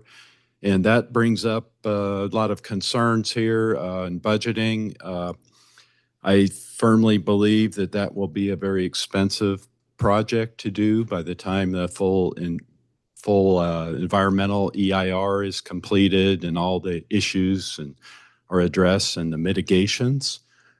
And I fully support the idea of doing the backbone project and bringing treated water directly to the community of Lake Wildwood as a much more efficient and sensible alternative than using the Newtown ditch as a raw water supply and trying to keep an old treatment plant alive by replacing it. My suggestion here is that since we're short money and all that, there's no reason to go forward with a long environmental review process of a bypass of the Newtown Reservoir that should not happen and will further impact the Lake Wildwood water treatment plant with a massive slug of sediment if the Newtown Reservoir is not addressed or if it's bypassed and decommissioned. So my recommendation is to use whatever funds were allocated indirectly in the budget for piping the Newtown ditch or bypassing the Newtown Reservoir or the diversion dam. Use that money to get the pipeline going forward as expeditiously as possible. And if there's any savings beyond that, decrease the rate increase. Anyway, thank you. Yeah, thank you for the question. So, Mark, we went through our books. I saw your response letter this morning and looked at those project numbers. There are some old legacy projects that are in our books. I'm not quite sure where they are, but someone sent them to me this morning. They are not planned to be done. It's clarified. They're not in our books. They're on old former lists that are not currently. Thank you. Yeah, they're not in the current rate study. They're not in the current CIP. There's no plan to do them with the exception of that Personini drop pipe, which is a condition problem. So that what you found is not relevant. Okay. Well, I appreciate that clarification because that's what I was finding in my research, that there's something going on and you were programming money in there as a general fund to support work on those projects. So if neither of those projects are happening and the Newtown Deer Creek diversion dam does not really need to be done immediately, I suggest that the only real urgent thing that needs to be done is, and we've been discussing that for several years, and you spent $350,000 toward accomplishing that with a permanent temporary bypass back in 2019. I suggest we go ahead and go forward with cleaning the sediment out of the Newtown Reservoir so it does not cause an additional burden on the Lake Wildwood water treatment plant or the property owners below the Newtown Reservoir. And the bottom outlet urgently needs to be fixed from a safety perspective. It's not consistent with dam protocol. All right, good comments. Thank you. So let's go on to kind of what the summary is and what we're here to ask input from the board on. You want to go to the next slide? Gabe? Yeah, can I say one more thing? So, and I know we were spending a lot of time. So on this slide, you'll see that in the red there's 2 million plus or minus flagged for county pavement overlay. The county plans to overlay our pipeline corridor in 28. And we would love to get a pipeline in before they do that. We're not going to make 28, but they're willing to wait a couple years if we're making progress. And so that would save about $2 million from our project, the 35 million, if we were able to coordinate with county, get the pipeline design bid built, and then they came in and overlaid it with new paving and striping so that we don't tear up their paving and we don't have to pay for it. And then it's been asked, what component of this project is eligible for maybe NID capacity funds? And a rough estimate is about 6 million. That's what it would take to bring a line just to serve this unincorporated is not the right word, but the service area that's not within our current sphere, or help me with the wording. They're not within our current distribution system. So that's what those red numbers are. And to Jennifer's point, moving ourselves along, last year, we brought to you this project as part of our 26 CIP plan, and we had a project for 250,000. It was addressed just as like Wildwood projects. The implication on the slide was that it was for the treatment plant to keep it alive while we figure out what this pipeline is. But one thing we want to bring to your attention and ask for direction on is the intent of that was 200,000 for Band-Aids for the plant while we wait. Part like that clarifier I mentioned, we have to do that. And then 50,000 was for easements and procurement for the PRV station, some geotechnical work to augment our, the project and the design.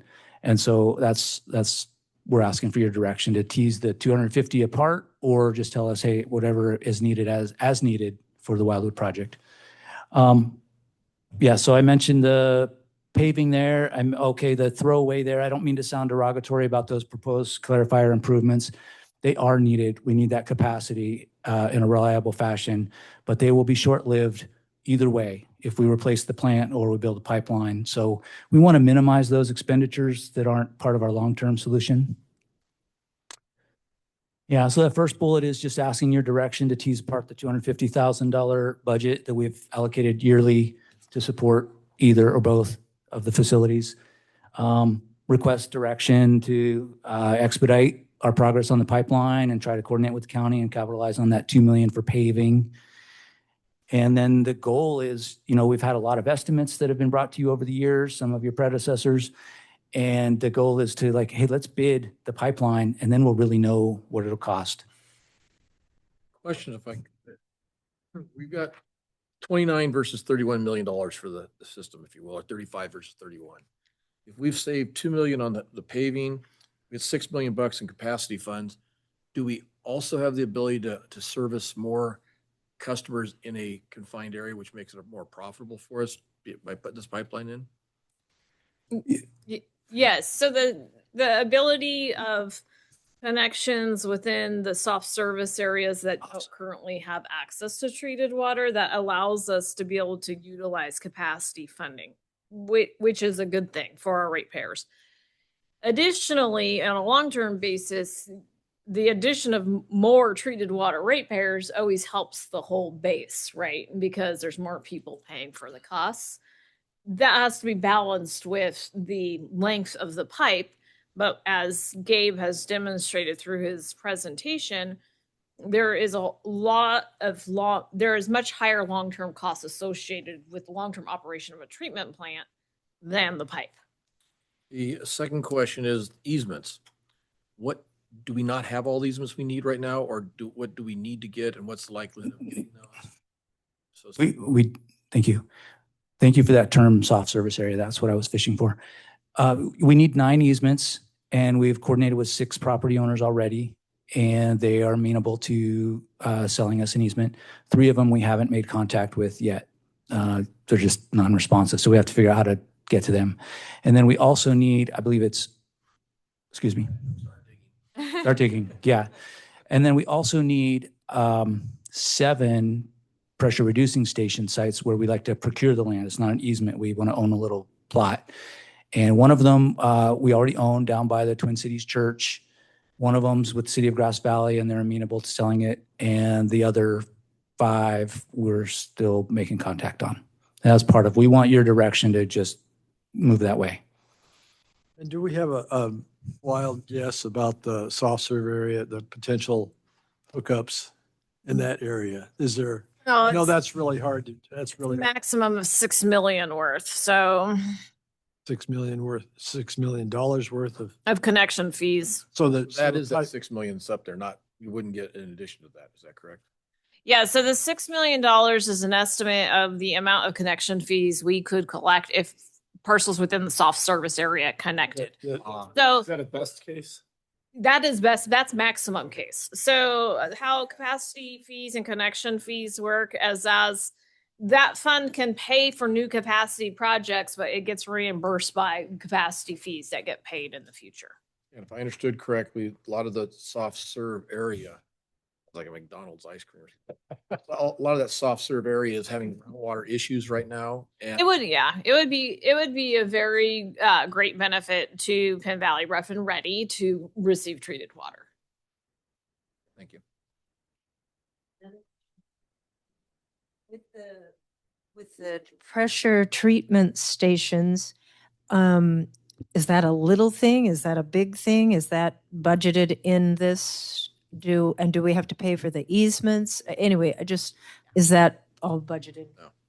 Yes, those are in the budget, and they're, big or little is a relative term. They're about, let's say, a 15-foot square little CMU block, concrete masonry unit block building, and the site might be 1/4 acre or less, and it's in the budget.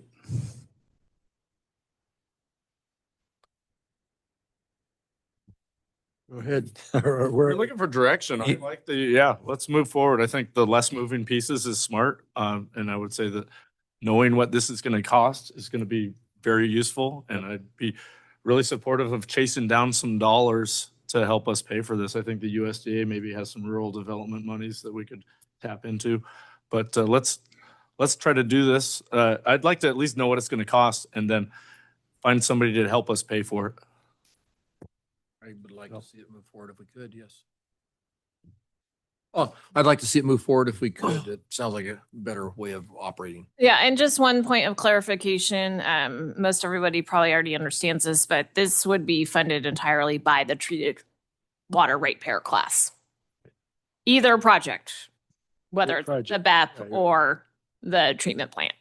So in either way, we have to Put the money out. we have to fund a project. Either way, yes, there is Either going way. to be required to have a very large expenditure related to providing treated water in Lake Wildwood in the near future. I think did I already ask the question about servicing a bond? That was. Yeah, so bond debt service is built into the rate model as to whether or not, is the debt service issued only for Scotts Flat Spillway, or is it also issued for a portion of this project? Really depends on how the bond market is doing at the time, cash flow analysis.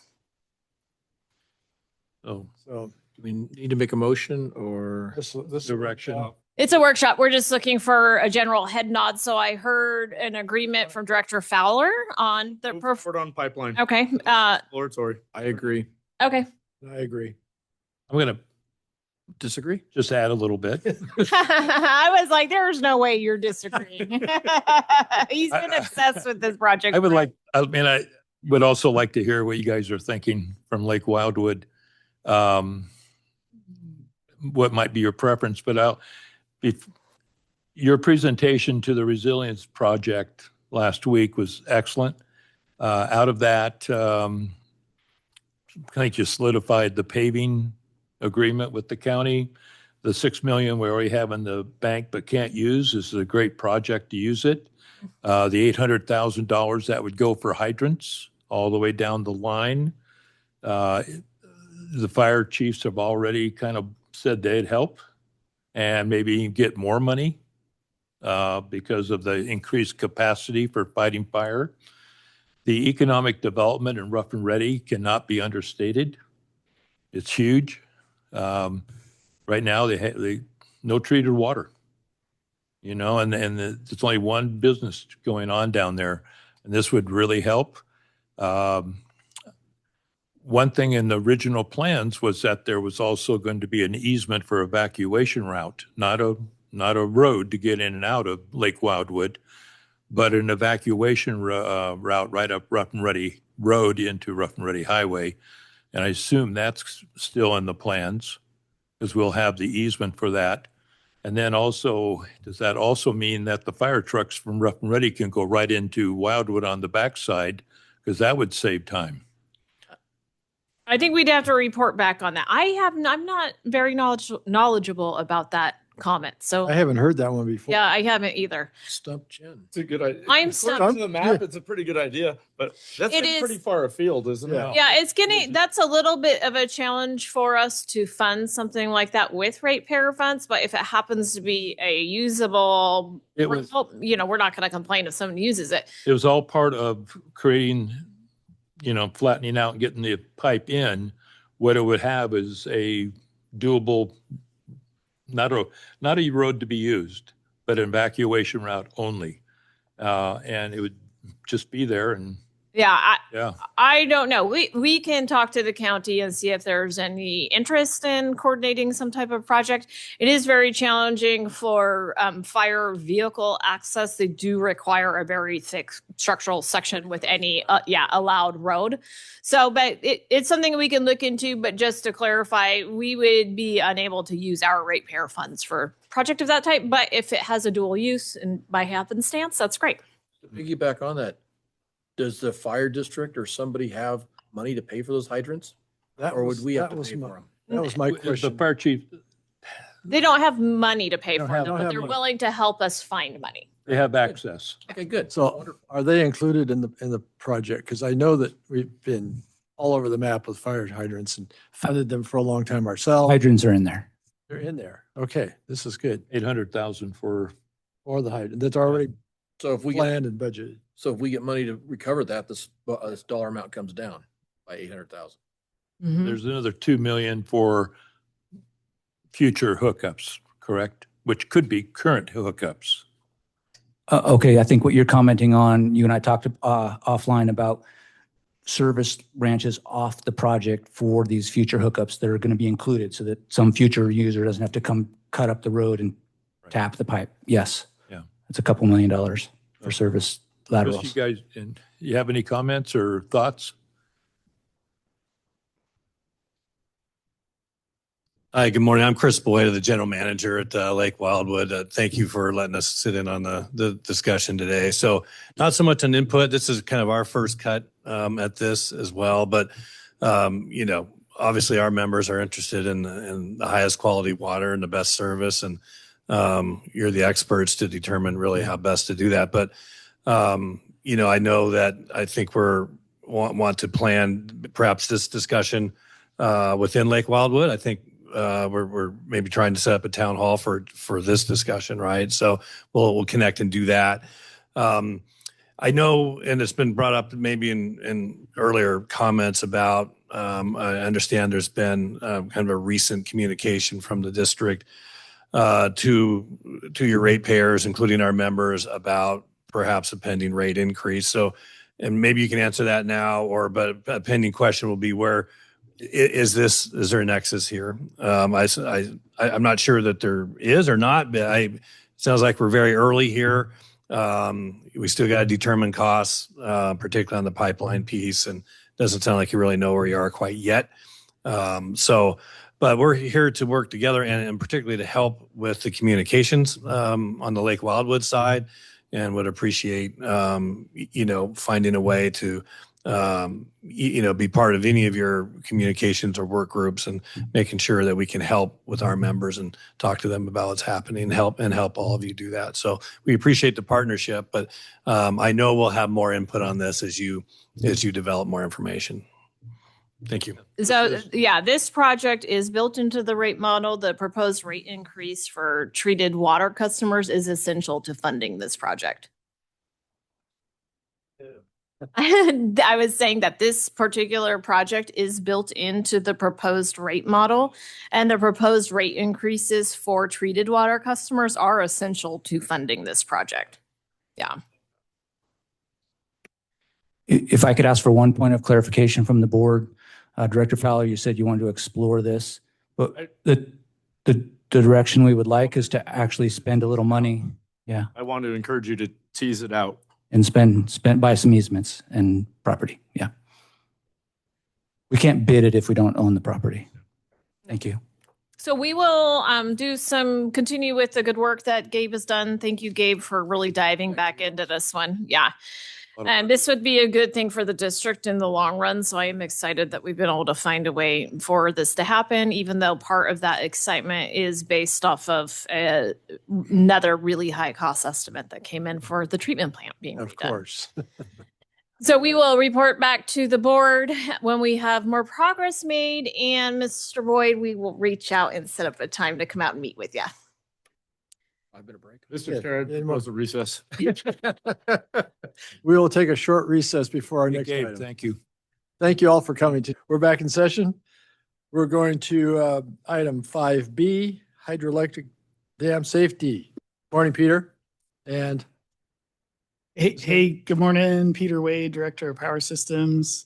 Good morning, board. Good morning, NID staff, members of the public. We also have Roy Carlson joining us this morning. He's the Speak louder, Peter. Is it Roy? We also have Roy Carlson joining us this morning. He's the Chief Dam Safety Engineer for NID. And we're going to be talking to you today about a couple of things. First of all, the FERC Part 12D process, which you hear about from time to time, and also the seismic hazards assessment that is a study that and an input to the Part 12D process.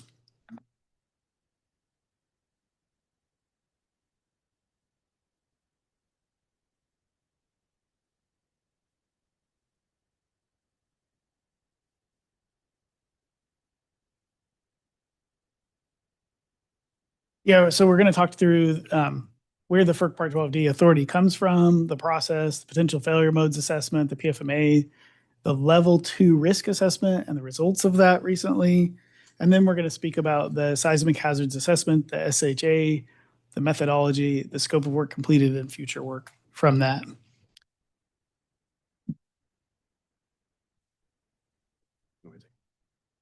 So handing the control over to Roy for a moment here.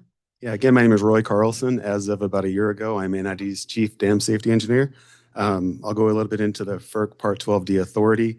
And just in case you forgot from 7th grade world history, if it was even presented in 7th grade world history, the Code of Hammurabi, actually the first dam regulations that you could consider dam regulations.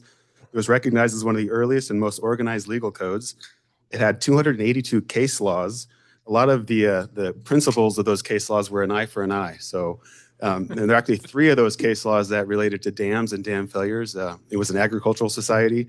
So people were containing water. They were building dams, the farmers were, and other irrigation facilities. In the event of failure of one of those dams or irrigation facilities, and they flooded a neighbor's crop, and they damaged the crop or damaged property, the farmer that caused the problem must compensate for the damages and the lost crops downstream. And some of the compensation methods were a little bit harsh back then, but more or less, yeah, that was kind of the history of dam safety regulations. Fast forwarding about 3,000 years, and after many dam failures and spillway failures, some closer to home than others, FERC came out with updated regulations, a Code of Federal Regulations, updated regulations in about 2021 and updated again in 2023. I have there the CFR Title 18, that's the Code of Federal Regulations, and this is the Part 12 section of that Code of Federal Regulations actually gives FERC and our regional engineer the authority to regulate our dams. They actually give the authority to regulate licensees of hydropower generating facilities, and that includes our dam facilities are part of those license areas or within those license areas. The Part 12D process, that the D is the subpart. So when we say FERC Part 12D, we're just referring to Part 12 subpart D. That actually requires independent consultants inspect our dams and our facilities every 5 years. So that includes our powerhouses, our dams, and any other features within the license area. So that I'll go into I'll go into Part 12D a little bit more in the next slides as we go forward. Dams that are subject to Part 12D, they could be a dam height of 10 meters or 32.8 feet high. They can store over 2,000 acre feet of water, or dams that have these properties are subject to Part 12D requirements, or any feature within the license area is a high hazard dam. So high hazard basically means that a failure of that facility will cause probable loss of life in the event of failure. The engineering guidelines. Roy, just real quick, the otherwise ... That says otherwise determined by the regional engineer. That's where our regional engineer in San Francisco, Frank Blackett, he has the authority to require Part 12D inspections of our facilities if they don't otherwise fall under those categories there. And he's very active with his authority. The FERC engineering guidelines, chapter 16 of the FERC engineering guidelines. So FERC publishes these engineering guidelines that provide more detail on all of the requirements in the Code of Federal Regulations, Title 18, Part 12. And that's something that we followed. Chapter 16 is actually the Part 12D process. Chapter 17 is a potential failure mode analysis, which I'll get into more in a minute. And then Chapter 18 is the L2RA, or semi-quantitative risk analysis process.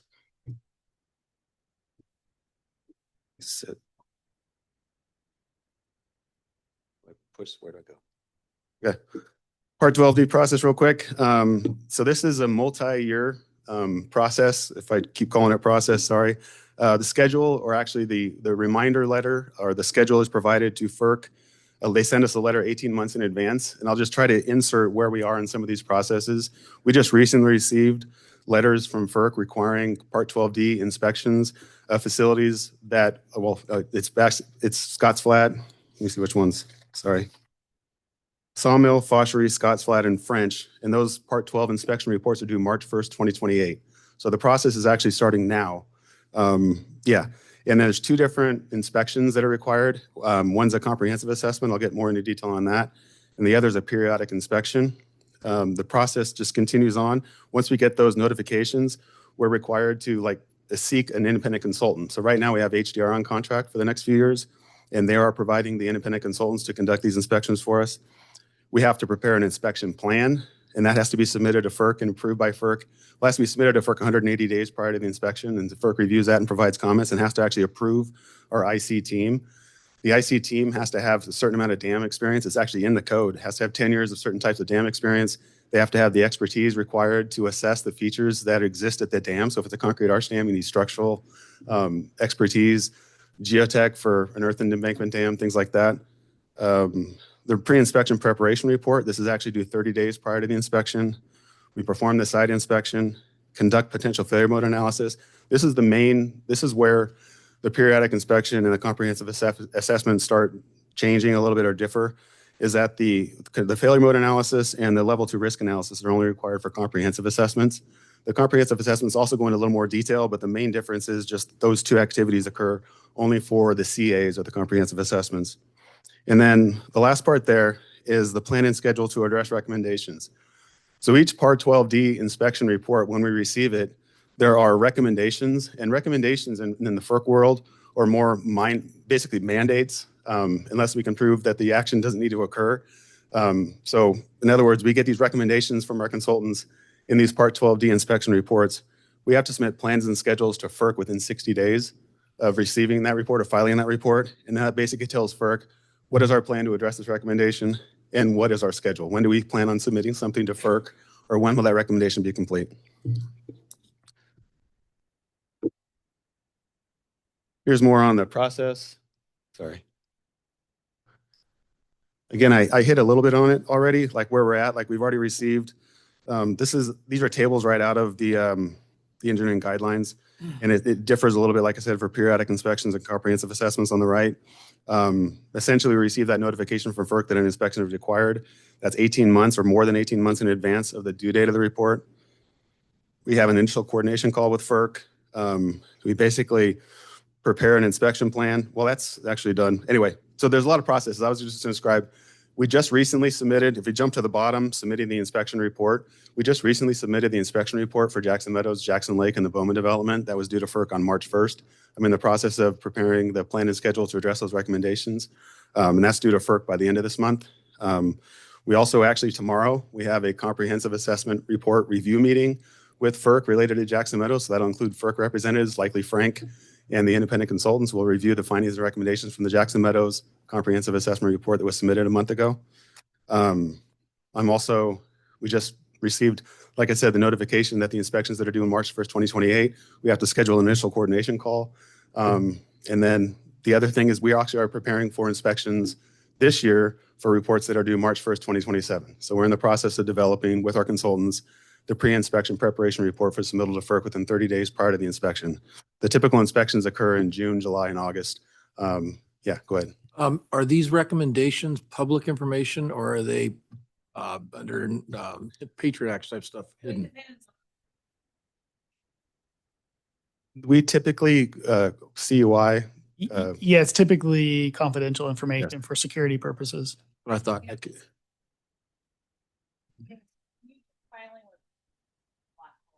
information comes through filings back. Some filings have security requirements on them, but they aren't sent out to the entire listserv, but it will say inspection submitted. But the inspection is what you can't see. But I did want to point something out. So I don't know. One thing is, well, first of all, I'd be remiss if I did not acknowledge what a great hire Roy was. This is a very complex process that has to be gone through. And the level of scrutiny by FERC is very, very high. They will provide input on a construction inspector's resume. So they go to the nth degree on reviewing and evaluating, and they hold a lot of control through the federal regulations. So we're very fortunate to have Roy join our team. And we're also very, very fortunate to have Peter as well. Peter has a lot of dam experience also. So we are very lucky with this particular team that we have. The other thing I wanted to point out is that this is a very labor cost intensive process that then results in very costly repairs or mitigation projects afterwards. So this will be something that will be ongoing for the rest of the time we own the dams. And especially in my history of my career, I have never seen a regulation get simpler. They've only gotten more. But the other thing I think is important to note is that NID, out of every water district in the entire state, we have the #1 amount of reservoirs and storage impoundments. We don't have the #1 amount of storage, right? Because we have a very small storage dispersed system over a large geographical area. So this is going to be costly for the district.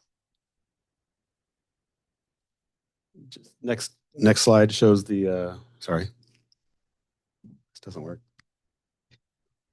This is actually a FERC. I think my predecessors probably arranged the schedule with FERC. I'm assuming there is some back and forth when this schedule is developed, but this is the 5 and 10 year cycle of our Part 12 inspections of NID dams, and you can see all the dams there on the left that are subject to Part 12D inspections. Those meet those criteria that I went over earlier. And in 2026, I mentioned we had a comprehensive assessment for Jackson Meadows. That's where we meet with FERC tomorrow to go over those findings and recommendations from that report. Bowman and Jackson Lake, those were periodic inspections that we submitted reports on last month, and I'm working on the plans and schedules to address those recommendations. And then you just see the continuing cycle. Right now, we're preparing for inspections at Dutch Flat, the Dutch Flat development, Dutch Flat Forebay and Afterbay. Rollins is a comprehensive assessment this year, so that's going to be more in depth. We'll have the workshops that I'll get into in a little bit more about. And then Lake Comby is a periodic inspection. And then, like I mentioned, we've already received the initial notification letters for the reports due in 2028. So we're already getting started on that and scheduling meetings. And then you can see just the variation. I think the guidelines say that a CA is required every 10 years, and then a PI is required 5 years after a CA. So it really just results in that alternating grid look. Roy, can I ask a quick question, please? Since we're doing Rollins, the comprehensive assessment there, would we learn at that point in time the status of that dam for any raising or anything like that? No, we would not. It doesn't include any drilling, correct? No, it could, depending on their assessment or their findings, when they review all of all the existing information we have, including previous stability analyses. They'll even look at construction records and pictures from DSOD during the original construction of the dam. They may recommend investigations to better understand maybe the foundation under the embankment, under the dam embankments. But then that would be a long process after that before we really even understand if the dam, what the stability of the dam is. Because there has been some concern about possible alluvial material that was left under the dam embankment shells. So that'll be studied. That'll be likely a recommendation from the report. The FERC Part 12D process is really aimed at the current structure, the way the structure is built today.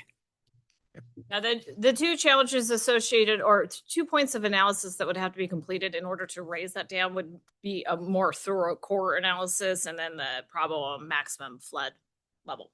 I just wasn't sure if we got that information in this study. No, it's not that in depth. It's in depth, but it would help inform it, but it doesn't complete it. Okay, thank you.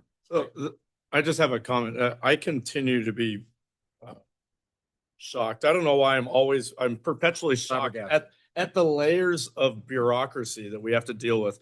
And I'm wondering what the opportunities are to just opt out of that system and revert to the Babylonian code. Seems pretty equitable, actually. Maybe council can address that later. Say for an eye. Yeah. We can revert if we offer up a board member. All in favor of Brad, say aye.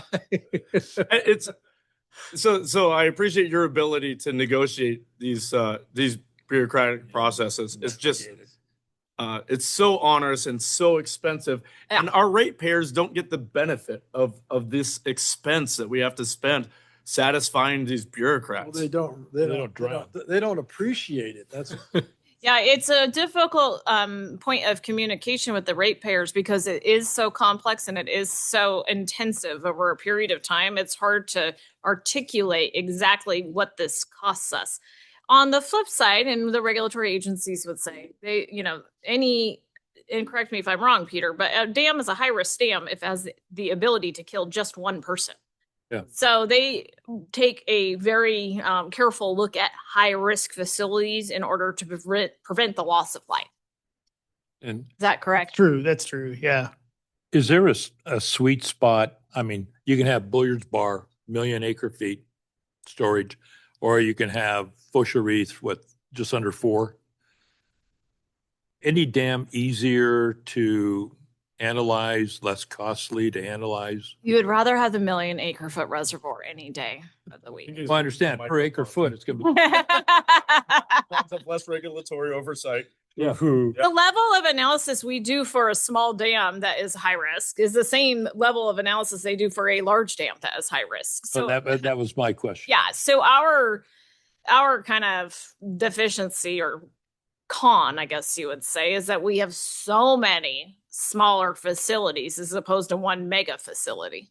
Well, and thank you. I mean, I would stand at the base of my micropond any day. That now has 61,000 views, up 5,000 from 2 weeks ago. How many ads have you purchased for that? I'm not making money yet. I did mention recommendations that come out of these inspection reports. They could be very simple recommendations like, hey, update your dam safety surveillance and monitoring plan to look at this area that we think might be a vulnerability.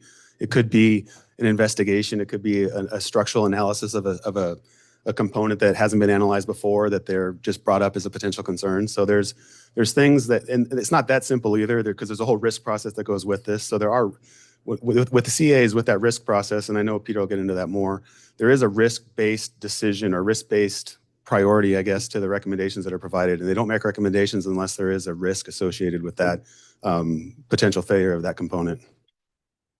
While he's showing the calendar up here too, I wanted to point out, if you look at fiscal year 2026, where we have the Jackson Meadows, Bowman, Maine, and Jackson Lake shown here, this process started formally 18 months before the reports were due in March. So it informally started with finding the consultants and doing that shopping and that work with my predecessor in early 2024. So we've been working far upstream of this process to get to where we are today. But we currently are juggling these next 2 years, the current year that we're in, and the next 2 years of work with 3 different milestones with where we're at in the Part 12D process. So as Roy's walking through this, in our minds, we're like, oh yeah, we got to file this, we got to do this, we got to take care of these other things and do this meeting and send this over. And Roy has done an exceptional job of keeping this straight. So I do applaud his effort. It looks like, speaking of that, it looks like you get to take 2 years off though. None. Well, yeah, and then we'll get to that a little bit in the presentation here. It does look that way. We have to identify when we're getting the recommendations done that come out of all of this work too. So that typically you want to get those done within that 5-year interim before the next either CA or PI on that dam. I question something real quick. We seem to have a assessment and then inspection every 5 years, but with Jackson, we've got 2 inspections back to back and Lake Combi back to back. Why is that? Yeah, this is correct. Okay. This was set by FERC, And it's generally because those are, although they're classified as high hazard dams, they are on the lower risk side of high hazard dams. They've already been cleared at some level. So FERC set this up for some reason, look at the history of construction of the dam, the history of maintenance on that dam, and determined that it wasn't as high risk as some of the other dams in our portfolio. Yeah, and then like, for example, Jackson, like the documentation that I have looked at, it identifies that the loss of potential life is from, I think it's 2 campsites. This is correct. So, We close the campsites? Let's close them. Tear down the hey, you know how I feel. Put a notch in combi. Okay. Is there an estimate of how much this costs us on a year? Oh gosh, 500, 600,000 just Yeah, in our- staff and consultant costs at minimum. Yeah, the contract cost is right around $700,000 a year. Yeah. Plus staff. Yes. And plus projects. And if you recall, also the board, we added a position to assist with this effort because the paperwork and coordination and analysis and inspections is way too much for one person to handle. So may I ask a question? The scope of the analysis, we're focused on dams, but are you seeing that expand to appurtenances like a powerhouse or penstocks? Not yet. Yes. Well, yes, we are. Like they're just starting. I think FERC is just recognizing that the conveyance features are within our license area. So even the canals we're starting to look at, they're doing, I think this is a first for the Part 12 process in these inspections. Typically, they've been focused on just the dams. They'll do a quick review of the powerhouse. They'll look for like our EAP notification sheets, things like that, make sure our contact information is up to date. But now they're looking at our penstocks and our pipelines and other conveyance features, the canals. So in fact, the Dutch Flat development coming up, we'll be going to different points along the Dutch Flat Canal and the Chicago Park Flume during that inspection. One other point to clarify, as we look at this calendar and the schedule with the CAs and the PIs called out specifically, prior to 2021, there was a regulated 5-year process. Every 5 years on high hazard dams, we did the same thing under the FERC Part 12D. So there was a significant change in 2021 that went through the federal regulatory process to change those codes, and it was implemented in 2023. So the first cycle that NID's seen from the new process that identifies the focused CA effort and the less focused or more general PI effort, this is the first calendar that NID's seen on that in that area.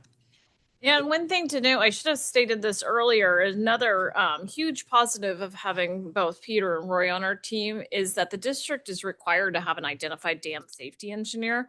And in the past, they review the resume and experience of those individuals, and they have actually denied people we have proposed before, but these two are a shoo-in. Good. By one of the harder reviewers, Frank. Roy, we do have a hand raised on somebody online to ask a question. Tyler, you want to go ahead? You see this stuff. You attended. Tyler, did you want to participate? If so, please unmute yourself. There you go. Sorry about that. I apologize. Quick question in regards to FERC licensing. Has the district or the board have done any assessments as to where we would be at, like say compared right now with you have the issue in Potter Valley and that FERC licensing issue they had there and PG&E and possible dam removals, kind of stuff like that. Has there ever been an assessment like that done for NID because the number of reservoirs that we have to our infrastructure? I don't know if that's been looked at or not. Well, let me see if I could try to answer the question. So we have done an assessment of what it would cost the ratepayers if we did not have hydropower. So hydropower currently, it still provides a positive monetary benefit to the ratepayers, even when you take into consideration the labor and regulatory costs associated with just the powerhouses. The part of our system that makes it a little bit challenging is even if we got rid of the powerhouses, we still require the reservoirs for the storage and movement of water. I don't think there's one that could be removed for that. There is one, but I'm not going to say it out loud that I think could possibly be removed. But so there is still benefits, and we're not in a situation where we would want to necessarily get rid of hydropower. I think the question, I think you misinterpreted my question. My question, I'm not proposing getting rid of anything or even supporting it. We need all the storage we can get and the hydro, et cetera. I'm just wondering, from a vulnerability standpoint, has there been any assessments of that? Is FERC going to come to us, in 2030, 2040, whenever, and say, hey, you're no longer compliant, this needs to be removed, or hey, you get a tribe or some kind of environmental group saying, hey, we want to restore habitat, remove the dam. And that's where I'm kind of looking at, not so much, I'm not I'm not opposing the dam or hydro. I didn't know if the boards looked at that, because I think when you talk to landowners and users in the Potter Valley area, it's a huge concern that no one saw that coming. They knew the licensing was up on FERC for their dam, but they didn't think that they would ever lose their irrigation water. So just kind of something. Yeah, and we've done a lot of work on that particular subject. So we currently, we operate under a license that is currently expired. It expired in 2013. We've been in the relicensing effort since that time. And when your your license expires, you essentially just go into a rollover permit. So the next license we hope to get is for a 50-year license. Now, will we get issued a 50-year license? That's what we are negotiating for, but there are hundreds of millions of dollars associated with mitigation associated with obtaining that new license. The Potter Valley example too isn't quite a one-to-one comparison with NID's ownership of our own dams and hydropower systems. In the Potter Valley case, it's PG&E who owns the dam, and PG&E has an interest in power generation. And some of the dams in that system now have significant need of repair and modification that far surpass the electric proceeds. So for the benefit of the PG&E customers, PG&E's decided that they no longer want to own that system. And the water users in the area who use the water in that system are stuck trying to figure out how to maintain that dam. They were getting their water from PG&E. Yeah, as I understand it, this is the issue. And So it's not a water district. Yeah, it's not going to be one-to-one with our ownership of our own dams. Right. Yeah, next slide, please.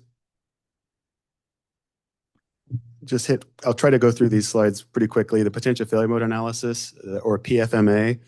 This is something that's conducted only with the comprehensive assessment that I mentioned. So last year we conducted a 2-week workshop for Jackson Meadows, where we had conducted the potential failure mode analysis workshop, as well as the L2RA, or the level 2 risk analysis workshop. And the purpose of the PFMA is it's a process to systematically identify, describe, and evaluate the ways in which a dam or its components and appurtenant structures could fail under certain loading conditions. The PFMA is intended to provide an understanding of how and why a specific dam may fail by looking at the unique attributes of that dam, understanding the conditions of the dam is anticipated to operate within, identifying the signs that something is wrong, and understanding the specific hazards imposed by the dam, and being prepared for any unusual behavior that may lead to failure. So this is what we do when we're developing our dam safety surveillance and monitoring plan. That's why I mentioned sometimes as a result of these efforts, we make tweaks Hey, Bobby, to how you doing today? Hey, doing well, thanks. Hey, I was gonna send this over to you real quick. If you had a minute, can I just run through it with you, and it'll just save you time. Okay. So there'll be one of the forms I have Tyler. to send Tyler, over you're is still the not muted. prior representation form, and so that's the new one that they.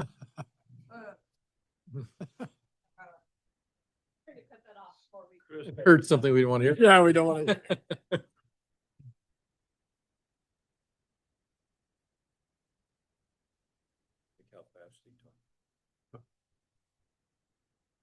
Roy, what could next slide that I was going to jump in on, so I'll wait. Still hobbling around on crutches Well, for a while. the analysis that you performed does not consider the consequences of the failure. If you go over that real quickly, and it's a finite element method analysis, correct? I'll get to that in a minute, but We do those in-house, or are those done by our consultants? the potential failure mode analysis, Yes. it's actually just done by the consultants and FERC and NID. We participate, our operations staff participates. Yeah, we basically just look at, I can go through some of the, potential failure modes we've identified in a minute, but yeah, we do that statement, not considering risk at this process. There is some consideration of risk, but the actual more semi-quantitative risk analysis process is separate. That's the L2RA that's conducted after the PFMA. just on this slide, it is different. The PFMA process is different than just our standards or code-based evaluations where you're just looking at safety factors or design or demand capacity ratios or just certain standards like can our spillway convey the PMF flow. There are other things you're looking at like, I'll get into that in a minute. But in order to conduct the PFMA, the participants are required to have a field inspection. We review instrumentation data, operations practices or operations procedures, available engineering analyses like if there is a structural analyses or a stability analyses or hydraulic analyses of certain features. And we also look at construction records. I mentioned, looking back at pictures from the 1960s during construction. So that's something that's actually very valuable when we're trying to assess how a dam was constructed or how the foundation preparation was performed and was it adequate. So we look at those pictures and we can kind of get a sense of the construction practices at the time. And I mentioned the PFMA workshops include the IC team, so those consultants and us and FERC. The picture, I'll just say, I was going to say this too. This is another dam safety regulation trigger. This is the St. Francis Dam in Southern California, an example of where they just basically picked up a dam design, moved it from one location to another, wasn't suited for the new location, so had design flaws, failed in 1928, and in 1929, the Division of Safety of Dams was formed. So our state regulator was formed subsequent to that dam failure. So it seems like we're always responsive to Mulholland's failure. Yeah. Next slide. But he saved some money, right? Very efficient design, yeah. It saved a lot of money. In the failure mode process, the analysis, it utilizes negative thinking, kind of like it's not what we're normally used to doing. Normally, we're trying to build something and make it strong, whereas this is you're trying to dissect it and figure out how it can fail. You're trying to identify the vulnerabilities in your existing facility or existing structure. It considers, there's a list of, the failure definition, let me first hit that, is an uncontrolled release of the reservoir in whole or in part. It's the inability of project features or components to perform their intended function when needed, or project features or components performing in an impaired or compromised fashion, any of which results in an adverse consequence. So this actually updated recently because of the Orville incident, because that resulted in major adverse conditions downstream, but it wasn't a complete uncontrolled, wasn't a complete uncontrolled release of the reservoir. So they actually updated this. Everything's been updated in the last three or 4 years based on recent dam incidents, including Orville. So things to consider, like I mentioned earlier, hydrology and hydraulics, construction materials and methods, geology and foundation conditions, facility attributes, the gates and valves, how are they operated, how do we get to them, maintenance and operation of the facilities. We go over that in detail. And then the last thing is this more applies to the seismic portion, which Peter will get into, is just the location of the facility. Is it near an earthquake or near a fault, sorry. And what is the possible ground accelerations related, peak ground accelerations related to that ground motion. The other thing it does is considers human factors too. So like at Jackson Meadows, for example, that workshop, we had to talk about like what happens if we don't open the gates in time or we can't get up there. Things like that are considered during the PFMA workshop. And then those failure modes are developed, even including, like I said, misoperation. Terrorism, various type things. Do you get into that as well? I brought that up during our workshop, do we need to consider that? That's a whole separate process with FERC. They have a security inspection that, in fact, we just did security inspection at Scott's Flat was upgraded from Security Group 2 to Security Group 1 a couple years ago. And we hired a consultant this year to help us assess the features. It's physical security and cybersecurity, I believe. Is it both? Yeah. Well, at Scott's Flat, yeah. Excuse me.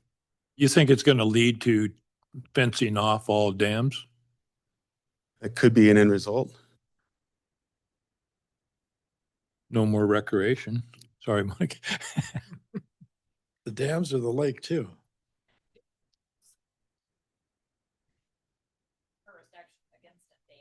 Any portion of it that could be damaged in a manner that would cause catastrophic release.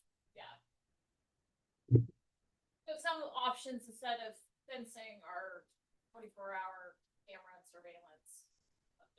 There's other things. There's a whole list of recommendations like that, yeah, that we see related to security. You can drive over Billiards Bar. Yeah.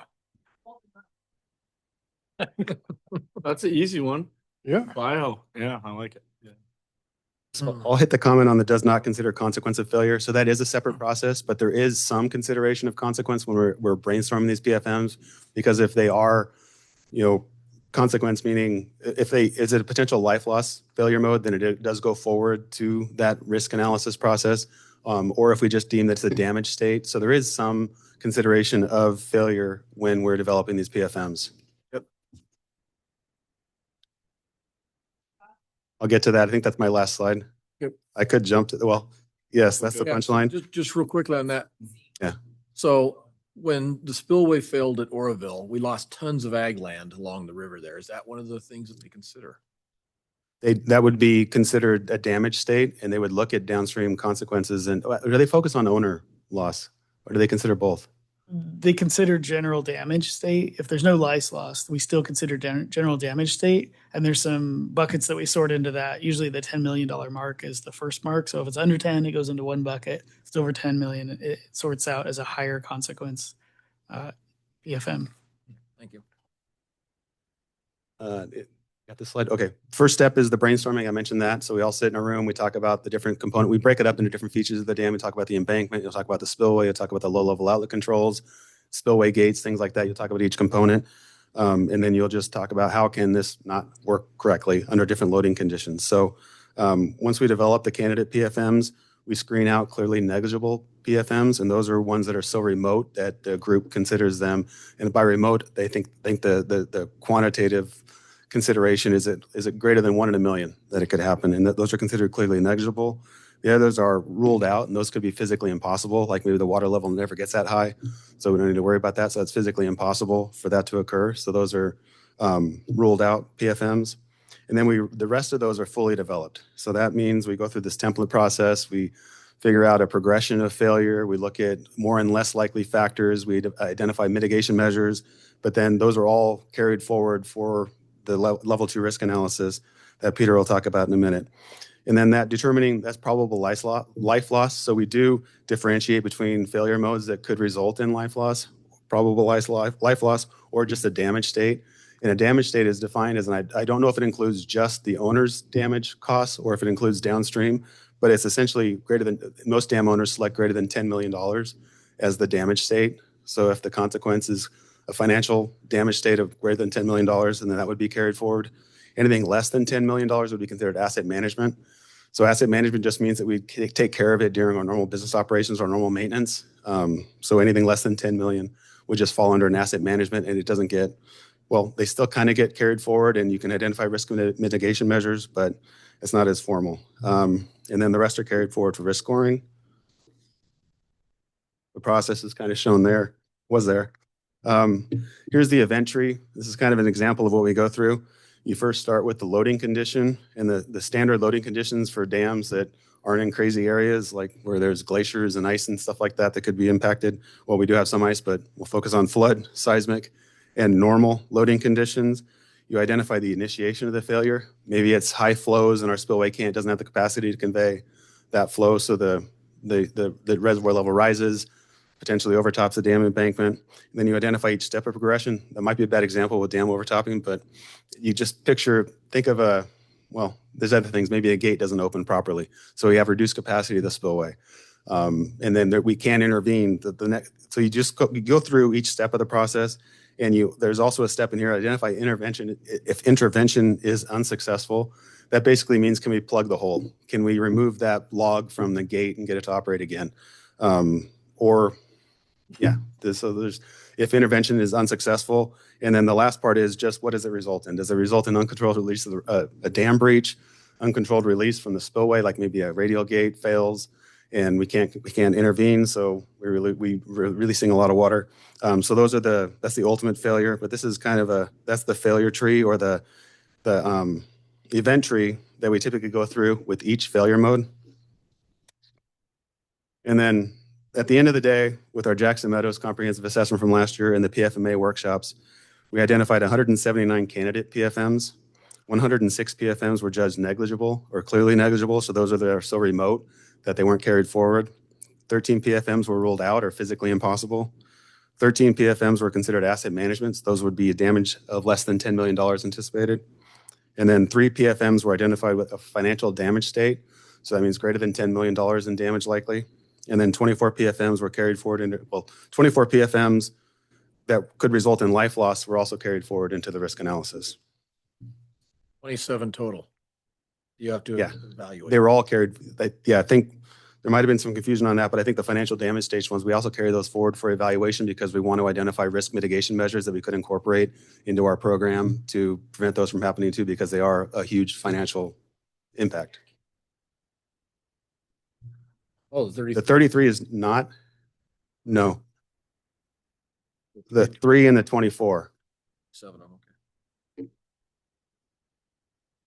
And I think I'm turning it over to Peter now. Yeah, so the 179 that developed in here is that this is from the FERC report. So in the FERC language, these were developed, meaning we filled out the template, we went through how they initiated, all the steps along the failure that would have to happen to lead to that ultimate failure, and we catalog those.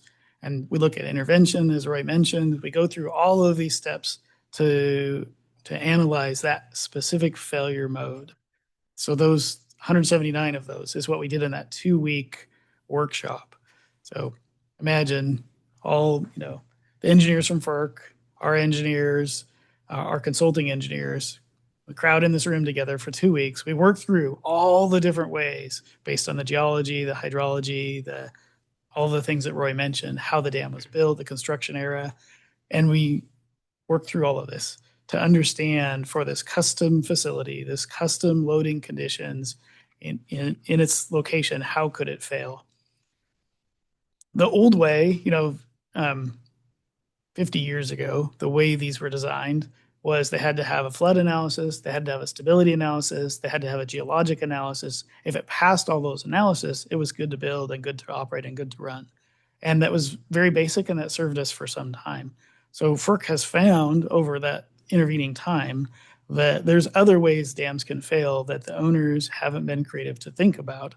And so this process is really intended for us to be creative, to look at all the possible ways it could fail and ensure that our current systems are not going to let that happen. Sorry to keep buttoning here, but so if I understand correctly, the 33 considered asset management is something we would cover with either our reserves or insurance. And so FERC does not worry about those. Is that correct? That's correct. Yeah. And your last comment there that says that they're looking at new ways to do it. The new Colgate failure, is that going to spur a whole other world of issues?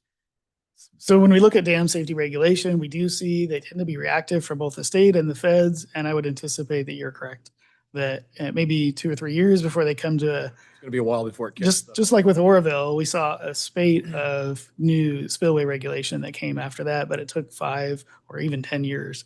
So we're still seeing the effects of that today. I anticipate the same thing for Colgate, maybe to a lesser degree, because it wasn't quite the same impact that Oroville had. How do you see this process playing out the next sequence? This is kind of your first time. And to me, there's only so many creative ways a dam could fail. Are you going to start analyzing an asteroid impact? I mean, I was thinking that was one of them, right? Yeah. So good question. Under the old pre-2021 guidelines, the 5-year reviews that we did, we were allowed to reuse previous failure modes analysis because we did the same, very similar process before as well. But we were allowed to reuse those as long as the current pool had a time to look and say, is there anything new that we've become aware of that we should include?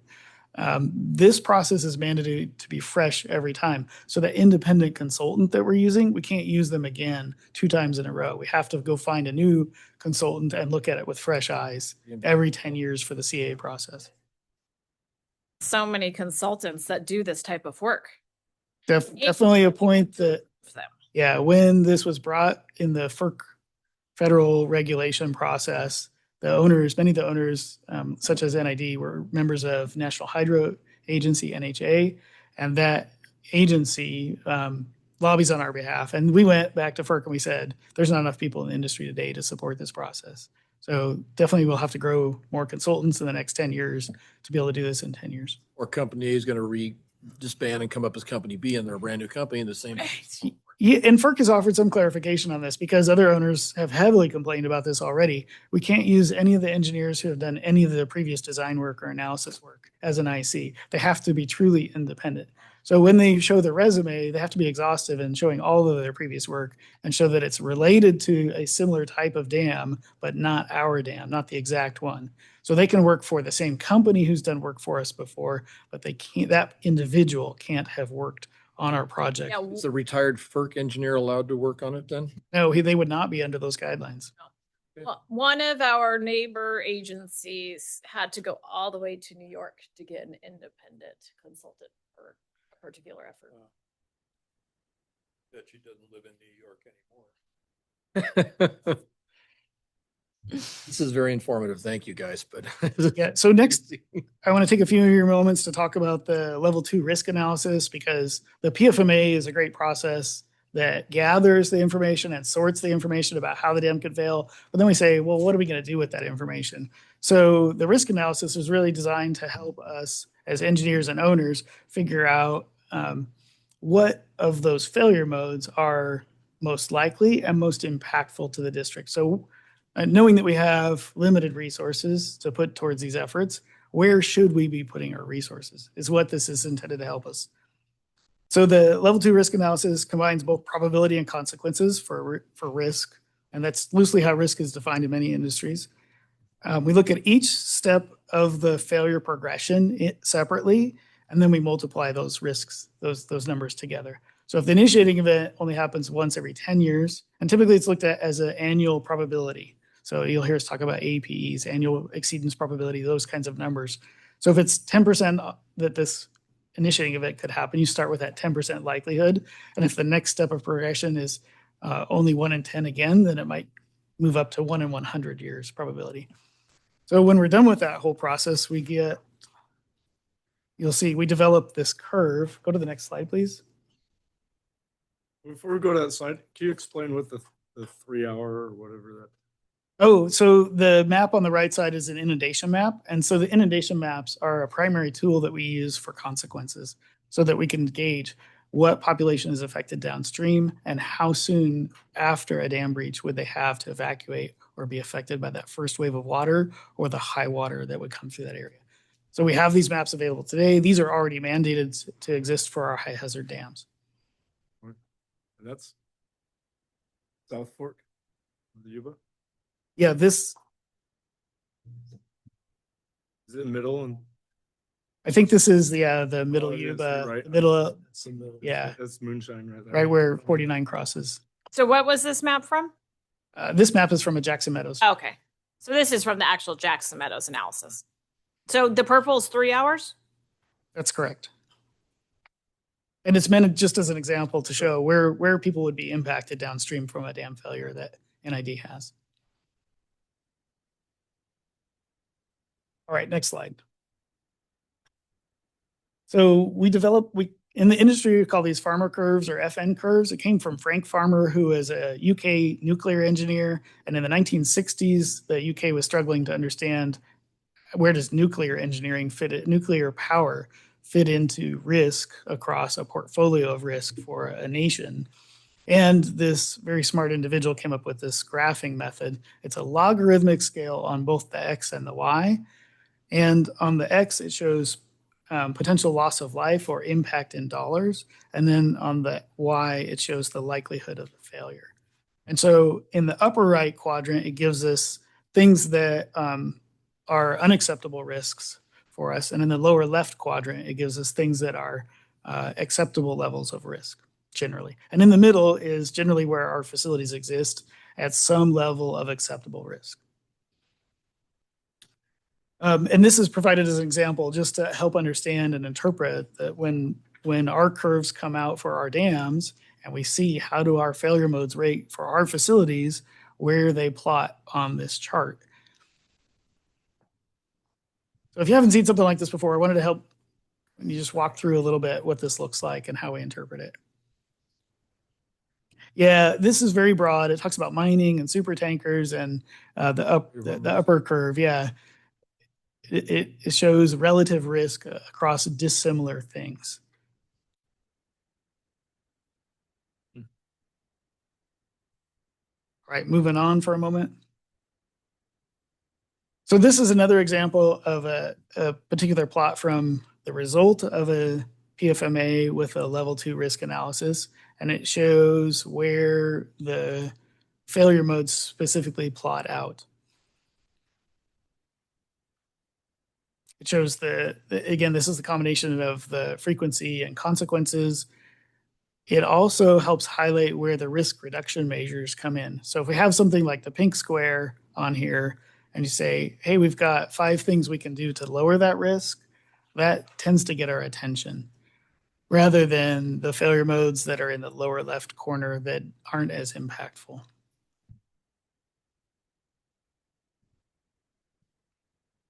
So another result of staying on that same slide for a moment, another result of the Part 12 reports is that our chief dam safety engineer, our staff, the independent consultant, they have to certify that there are no failure modes in progress on any of our dams. Of all of them that we've seen, that we don't see anything happening, even if it's happening slowly, and that they're safe for continued operation. If we don't certify those things as part of that process, then FERC will tell us to do it over again. All right, next. So one of the next things I want to talk about was the Seismic Hazards Assessment, the SHA. And thinking back for a moment about the risk analysis, to know the probability of any certain event and when it's happening, you have to have good knowledge, good data. You have to have a history of data, like on flood analysis. We have about 120 years of good data in our watershed for the flows that we have.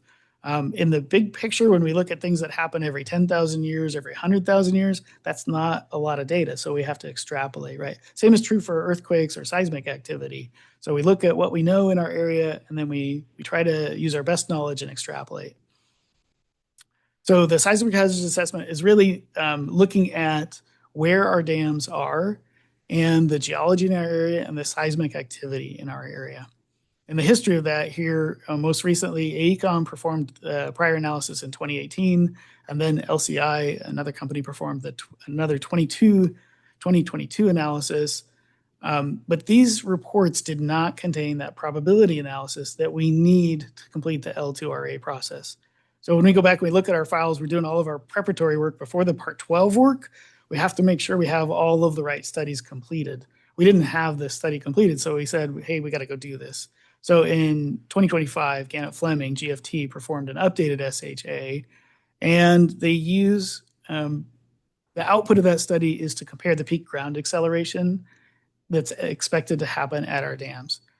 And then they apply it to the structure, and they look at expected deformation that may happen.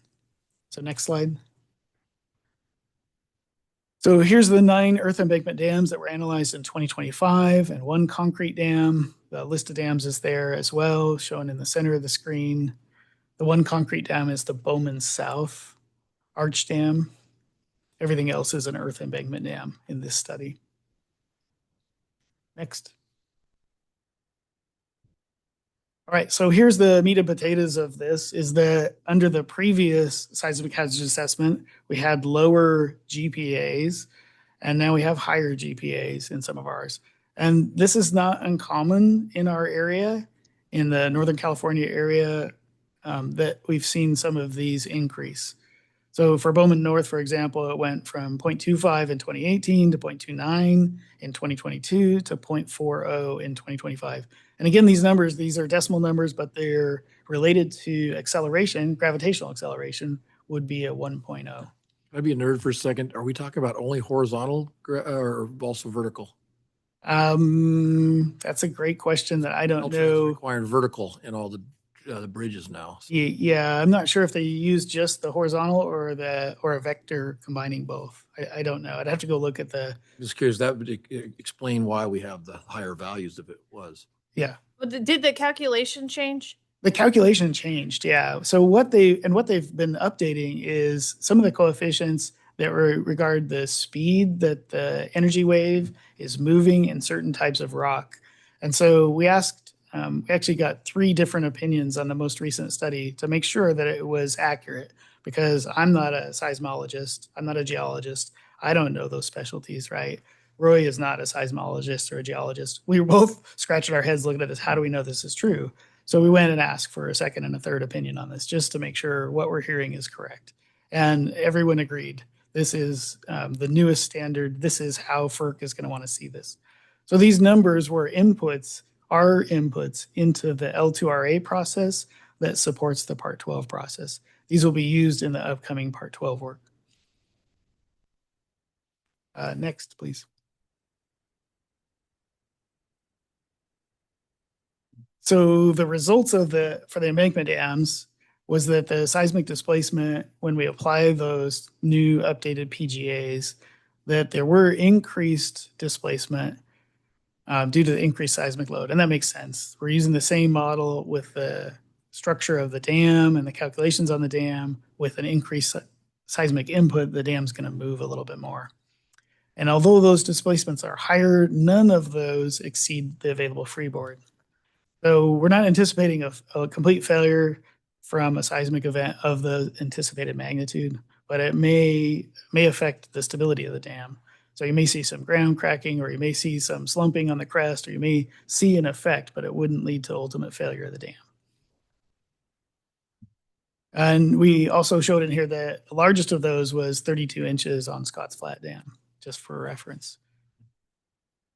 So again, we're talking a major earthquake. Most of these are like 6.5 or higher in our area, and we haven't experienced something like that. So again, this is the reoccurring period is in between 1 in 1,000 and 1 in 10,000 year reoccurring period for that level of earthquake here.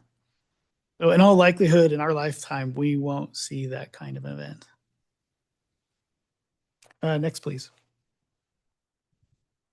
All right, for the concrete arch dam for Bowman South Dam, it's a little different than an earth embankment dam, so we used a different analysis for that, used a finite element analysis that was done recently. We updated that PGA. And then the stresses in there that we're seeing in the concrete intention on the upstream toe of the dam approach the the design of the concrete. So this is where the current consultant recommends, hey, you probably should reanalyze this with more detail and more information. And so this is a recommendation coming out of that report that we're moving forward with. Next, please. There we go. All right, so the last slide is on Combe Dam. It's unrelated to the SHA, and we added this at the end. We don't have Combe. Yeah, we don't have this in the packet, so I apologize for that. It was added just this last week. What about Combe? So Combe wasn't included in this analysis for various reasons, but we wanted to highlight an upcoming project that we do have here. And Jennifer, feel free to jump in with any of this, of course. Combe, as you know, was built in 1928. It has a spillover crest type design where the spill goes right over the center of it, as is shown in the photo. That flooding, the spill that occurs there has created a scour pocket right underneath that plunge pool. And we've known about this for a few years, but FERC and DSOD both are starting to look at this and say, there's a project there that you need to take care of. And we're not going to talk generally about that scour pocket repair, except to say that there is a project plan for that. And in addition to that, when we analyzed this, we also said there's a chance that we could overtop the abutment walls. And so we'd like to install a parapet wall that will guide the flood flow under the PFM so that it just flows over the center crest section that's really designed for the spill there. There's also a stability issue on the abutment sections during high flood loading. And so again, this report is recommending that we install more anchors out there. If you remember way back in 1990, there was a project to install anchors in the main part of the dam due to a dam stability analysis and a dam stability issue there. This is looking at that again and saying, actually, there's another issue in the abutments, the adjacent abutments. So this, and the way that this is scoped today, these studies were done in 2019, 2020, and 2021 on Combe Dam. The reason I'm talking to you about it today is because I want to make sure that while we're talking about dams and dam safety and future work, you're very well aware of Scott's Flat spillway work. But this work has been scoped and timed to follow the Scott's Flat spillway work. So I liken it to if we were operating an airport We're landing planes, and we're not only worried about landing the plane that's right here, right now, we're looking further out at a plane that's coming. We're looking further out at another plane that's coming. So this work is really scoped to begin in 2031. The design 2031, the actual install work 2032, following the Scotts Flat spillway work. We're working on funding for that already. Yes.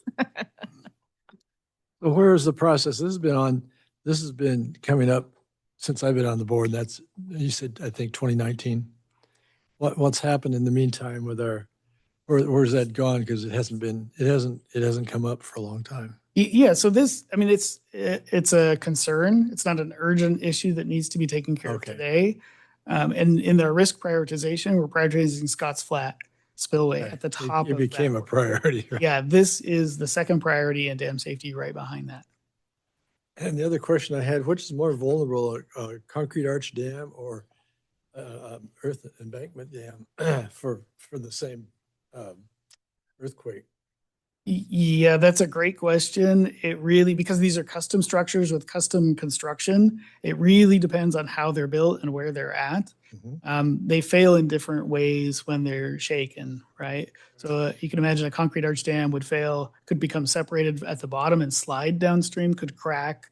Yeah, how old is that one? With the 1928 on Comby Dam. And then how old's Bowman? Bowman is, it was built early. It was built before that. Yeah, those are always going to have to be monitored. Yeah. They just, my gut feeling is that they look more vulnerable to. Yeah, they're generally more fragile, That was a little bit more fragile. So my gut is pretty close on that one. Yeah. I think you're probably more prone to catastrophic failure immediately versus an earthen dam where you're going to see erosion that you could potentially stop. There you go. Okay. That would be my guess. It's either going to work or it's not going to work. Yeah. Yeah. I mean, if that thing cracks. The function of where the slip plane is too. Uh-huh. The arch. Yeah. The arch. If you spend a little bit of time on YouTube and you look for liquefaction in dams, you can find some videos of immediate dam failure for earth embankments that have immediate liquefaction. It has to do with the phreatic surface in the dam, where the saturation level is in the dam, and how hard you shake it, and the material it's made from, how it was compacted. So all of those things come to bear. And it's really hard to predict, but there are some formulas that we use when we do the stability analysis and the calculations, and then we apply a factor of safety to that. And you mentioned something about parapet walls for the Comby. Would you explain what those are, where they go, how they work? Yeah, so great question. Parapet walls are relatively thin concrete structures that ride on top of the existing structure without further augmentation. It's just a vertical, like a 12-inch vertical wall that in this case, I think is 24 inches tall. And it just provides additional water, guidance for that additional water to run over this way instead of over the dam. Okay, that's what I thought. Now, remind me, what was the outcome of the original request from FERC and DSOD on wave run up for Scotts Flat? So, On the dam. do you recall? That was a comment in their review of our 60% submittal. FERC brought that up as something we might want to consider in the design of the spillway. Something we thought there would be more viable alternatives to address wave run up that didn't involve modifying the spillway crest, possibly a parapet wall of some sort, somehow to just control the flow or prevent wave run up and from overtopping the dam. So yeah, that was a discussion that came up briefly during the review, and actually in our design, that we actually conducted a design PFMA recently with FERC about the Scotts Flat spillway improvement. That didn't come up? It came up briefly, but it was, I think it was addressed as the way I just said it. Basically, there's other ways to address it versus modifying the spillway design. Okay. Yep. When FERC asked the question about how NID would handle the wind wave run up on Scotts Flat Dam while we were looking at the spillway, they asked with the intent that we might lower the OG or gate the OG of the spillway so that during the PMF's likely season, we could reduce the reservoir elevation. We are not in a favor for that because it reduces the amount of storage that the dam may have. Okay. Good update. Yeah. On Comby, what's the alternative? I mean, it's storage, but it's like 5,500 acre feet. How critical is that? And it's more important as a diversion. So there were four alternatives analyzed in 2021 under the report that we have. And the $13 million one that we're showing here is the least expensive of those. Fix the spillway. Yes. No, remember, that's 13 million in 2021 cost. Yeah, 20 something. And that's to fix the scour pocket, to install the anchors, and to add the parapet wall. And that takes care of liquefaction and everything? There's no liquefaction issue at this dam. No, this is just hydro. Oh, then it's good for another 100 years?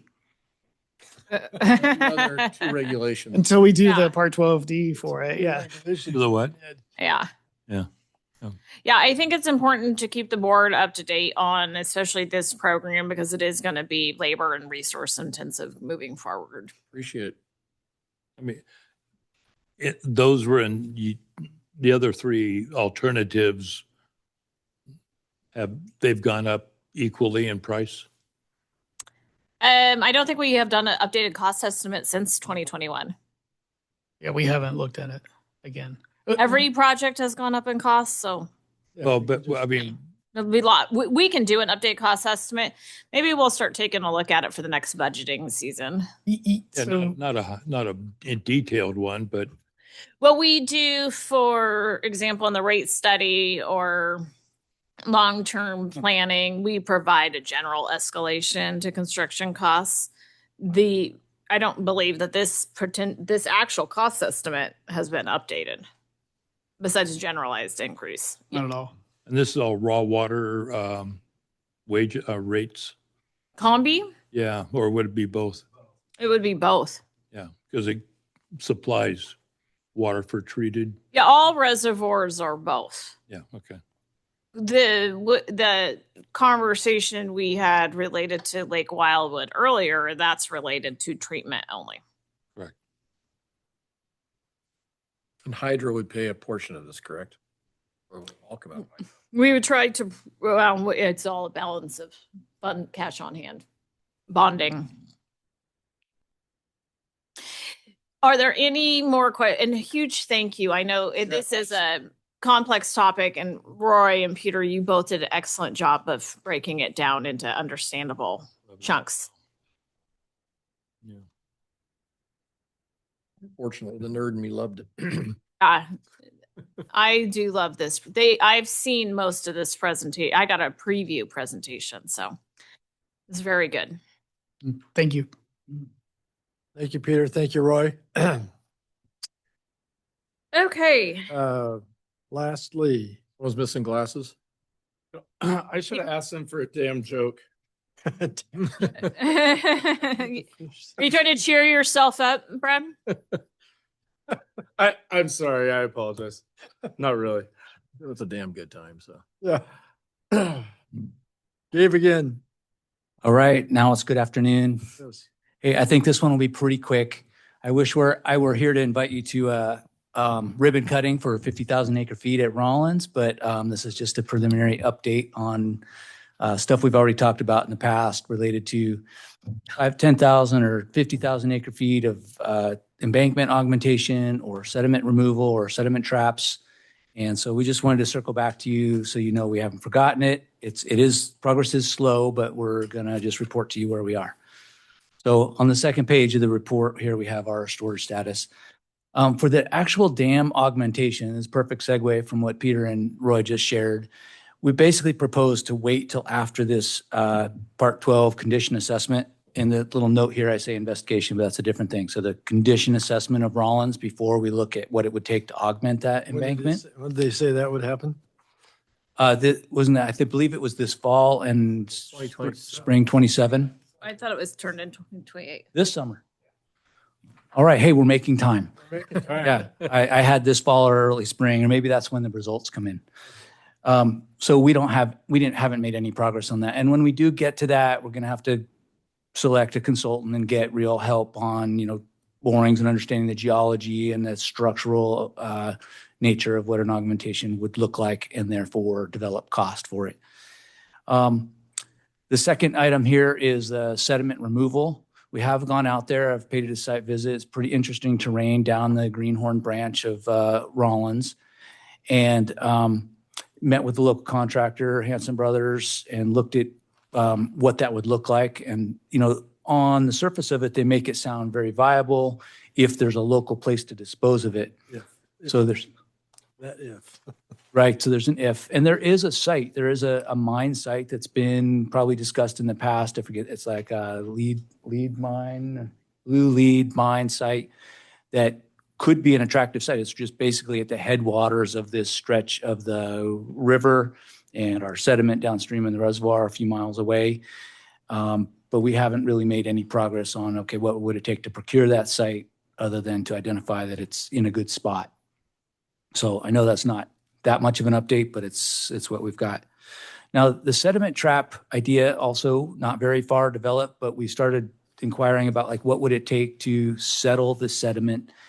And, you know, a lot of that will depend on the flow rates, the peak flow rates that come down these reservoirs. And we don't have any data. We know what the average water coming in is, but we anticipate that the largest sediment flushes come in with these peak storm events, and there's no data on that. So one idea is to, hey, let's dig out a spot in the river channel, pull all that sediment out that we want to get out anyway, and create a wide spot in the river where velocities can drop and sediment can drop, just a deposit out upstream of the reservoir or close to it. And there are a bunch of unknowns in there. For example, the peak flow is really important, which we don't have. And the other is the sediment profile. We know what's down in the reservoir, but is it changing over time? And so one idea, and the sediment that's in the reservoir is very fine, so it settles very slowly. So if you have a high flow and really slow settling sediment, then you need a really big trap. So if we do incur a sediment removal program, my idea, and I presented it in here, was, well, let's experiment with a trap. So somewhere a little upstream of the reservoir, let's auger it out and create a hole and see and watch it. Question? Sorry, I think there are a couple questions. But in history, I mean, they've been doing that anyway, right? Because they've been mining gravel, but it's not doesn't qualify as a sediment trap. Not in this context. So they're pulling out large volumes of material, and by the way, they think they've largely mined this corridor. I think maybe they said they had maybe 20 years left. But I think they take it out in large, long swaths, and they don't just dig a hole where the water can pool and the sediment can settle. So it's not quite the same thing, even though, yes, they have been removing material, a lot Yeah, of it. they're also removing larger material, right? So what's causing a lot of the issue is this finer sediments. And they don't want the fines. No. They have no fiscal value as an aggregate. In the high flow that they're currently taking from, you know. Can you repeat that? Do those areas that they're extracting from flood in the high water, or are they cordoned off? What's that? They get flooded. So not only are they taking the large stuff, leaving the small stuff, we're getting more small stuff. Yes. All the time in there. We're getting more small stuff.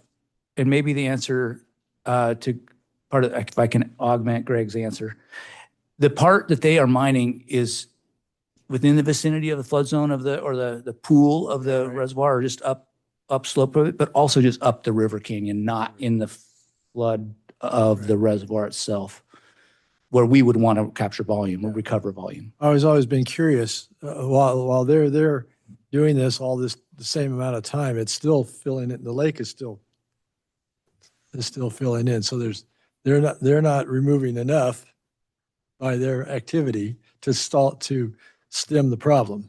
That's correct. And what they are removing is the stuff that is not the problem. The problem is the fines that they don't want and they let pass. Right. Gabe? Yes. Where is the sediment coming in? Is there a spot along there that contributes most of the sediment, and maybe we could put some sort of an erosion above the water table to keep that from coming in? Would that be an option? I don't know. So I went Cut it up, off from coming into the river at all. right. It's I- an arm though. It's primarily the greenhorn arm. It's Uh, hydraulic tailings, right, that they've been mining. So it's left over from hydraulic mining, legacy stuff, right? And if Right. you've ever been, there's just giant beds, similar to Parks Bar. You've been to Parks Bar? No, I have not. You've driven over it Okay. on Highway 20, and it's just beds of gravel is what they're working in. It's just. I've heard the the second greenhorn com- is 90 feet deep. With Chris? I've heard the greenhorn. I don't think it's a terrible idea. I mean, there could be a potential that there is a very old hydraulic mine that is wreaking havoc on sedimentation issues, and why not go look at that to try to stabilize it? But we haven't gotten that far yet. So we have been talking about how do you structure a request for proposal to get a consultant to really come in and take a more global look at that area to see if there is any target stabilization we can do, because it's always easier to keep sediment out of something than it is to clean sediment out. Right. That's what I was looking at. Yeah, no, I don't think it's a bad idea. The second thing is that we have it's SMERA, right? Surface Mine Reclamation Act is who, is it Hanson Brothers, Mhm. right? Do they have to reclaim part of it? And if they do, can they use the fine sediments to do their reclamation part on their own property? I mean, on that property. I don't think so. So, I mean, what they're reclaiming, I don't know specifically either, but the material that they're pulling out is in the river bottom. They're not up on the hill slopes. This isn't a dry rock mine, and they're not taking from hill slope side sedimentation. They're taking from sediment from the river bottom. So I don't know what their SMARA reclamation plan looks like for this whole area, but I don't think it has to do with the hill slopes. But if we That could is- incorporate them into the fix, Yeah, because they have to. we're put it anyway. talking to, because there is, one of the ideas is to take sediment that we either trap or remove and take it back to that blue line mine and do exactly that. And that's what we've been working with Hanson Brothers on, because they've been really integral in helping us and providing insight on how we can help deal with this issue. Okay. And the last thing I'd like to bring up is on the first part, on the background, we've got A through E on here. I'd like to add an F. And, and basically you look at the holistic approach of it, and what we want is more water. If we could also just basically fix our infrastructure to capture leaking canals, anything else that we might actually bring on more water. Here, here. Okay, thank you. So on that question about where the source of the sediment, Hanson Brothers has been out there since the early 80s. I did ask them when they took us out on these dune buggies through the river, and it was To go on it that. was really fun. We'll go again. Okay. What their impression is of where these fines are coming from. And Jeff Hansen said he thinks it's kind of coming from everywhere. It's like the fines on the hillside eroding into the gravel bed that they are working in on the invert of the river. So I didn't get a good We need to warm fuzzy as to where it's coming from. use the golden mussel shells. I like it. So Golden mussel. Spray with golden mussel juice. Got it. moving ourselves along, we promised a bathymetrics survey. We got delayed on that because we put out an RFP and nobody responded. So then we had to individually solicit surveyors to participate, and we did get a couple, and now it's underway. They're currently out there. Our team is setting control, and the bathymetrics surveyor is anticipated to start. He may be out there now, and the results should be here by summer or June, maybe. And as part of that, in regards to the volumetric increase that we'd like to get somewhere somehow or save water, we're also surveying with LiDAR the upper bounds of the reservoir above the water level, just so that if we built an embankment, we know what that would look like. So it would be basically a projected bathymetric contour of the basin. That's underway.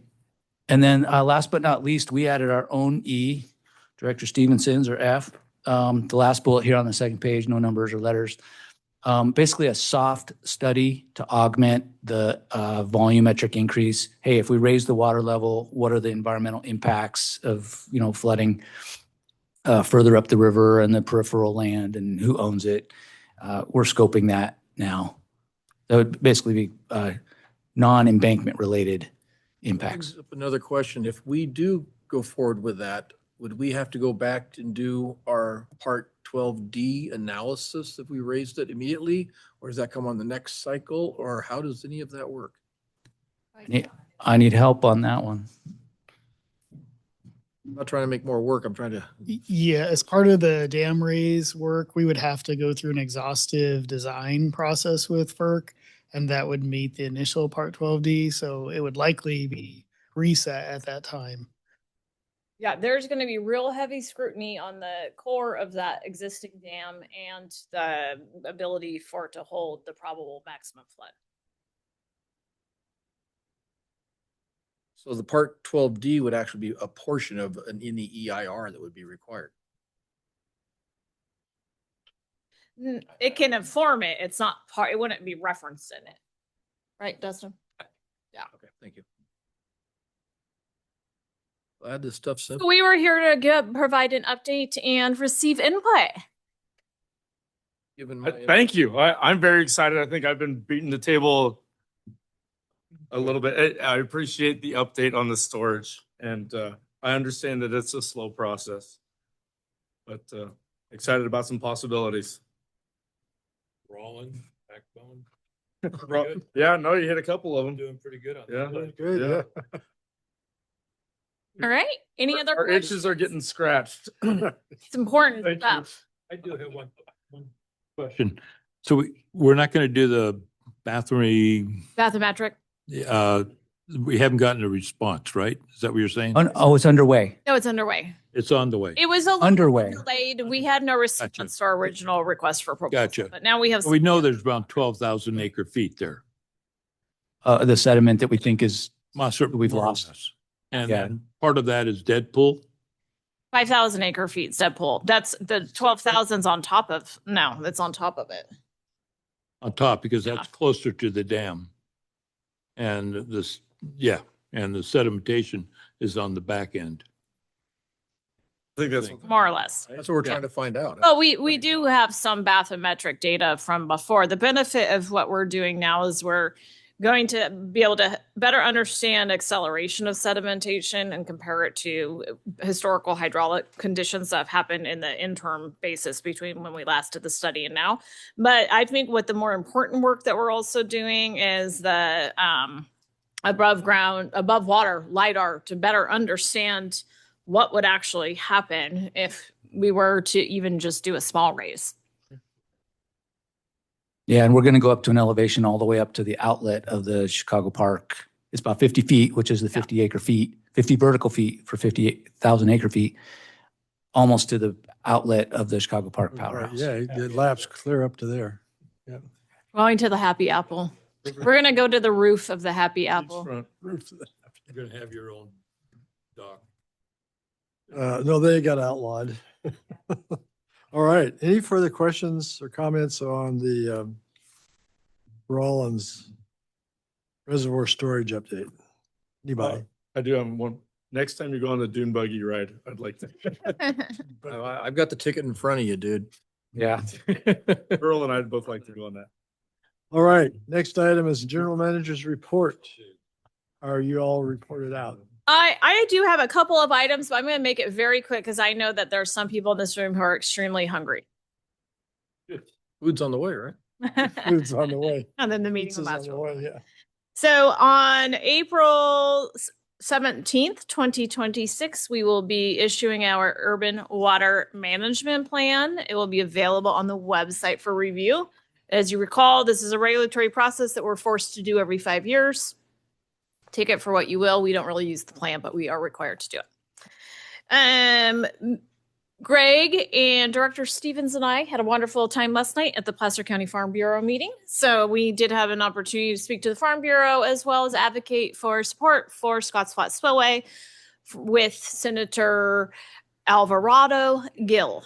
And she has committed to issuing us letters of support. And we also talked to a new Placer County Board of Supervisor, and he's also more than willing to support us and advocate for the rest of the Board of Supervisors in Placer County to support us.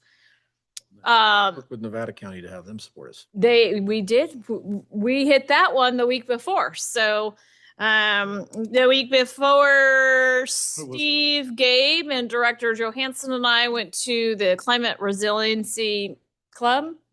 Club. I don't know what their name is. Yeah, sounds fun. The club. There's no Went car. to the Yeah. club. They had raisins. I heard it was fun.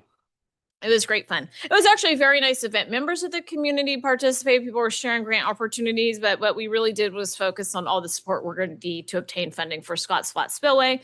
We have a lot of people that are willing to support us. There were supervisors there, county executive team, fire department, city manager. So it was a really good opportunity for us to ask for that call to action. And we had a lot of head nodding in that room. So I've had ability to speak with some of them afterwards. And I think we're going to be pretty solid on support. And then last week, I did have an opportunity to go to Senator Dolly's office to speak with them about also support. And they're 100% on board for supporting us when we need it. That's all I have. Okay. 17th Community Forum. Oh, yes. And on April 17th, I have been invited to come speak at the community forum. During engagement. Yes, this will be my third time there. I think I was their inaugural speaker the first year. So if anybody would like to attend, Yeah, please come. sounds good. Okay. And I only, one more thing to report to Mr. Jeff. I did fix our website for you. Thank you. You're welcome. Already. Okay. And you let me know. Thank you, Jeff. You call me anytime. Well, I answer my phone. Yes. What phone are you calling? I got them all over the place. I'm ready for you. Did you have a question? No, I was gonna You're move moving on to the next. report. Yep. Okay. I'm done. She's done. Go. Basically, as Jen said, we met with Pulaski County Farm Bureau. It turned into a lengthy discussion. I do like the support from the county supervisors and Senator Gill.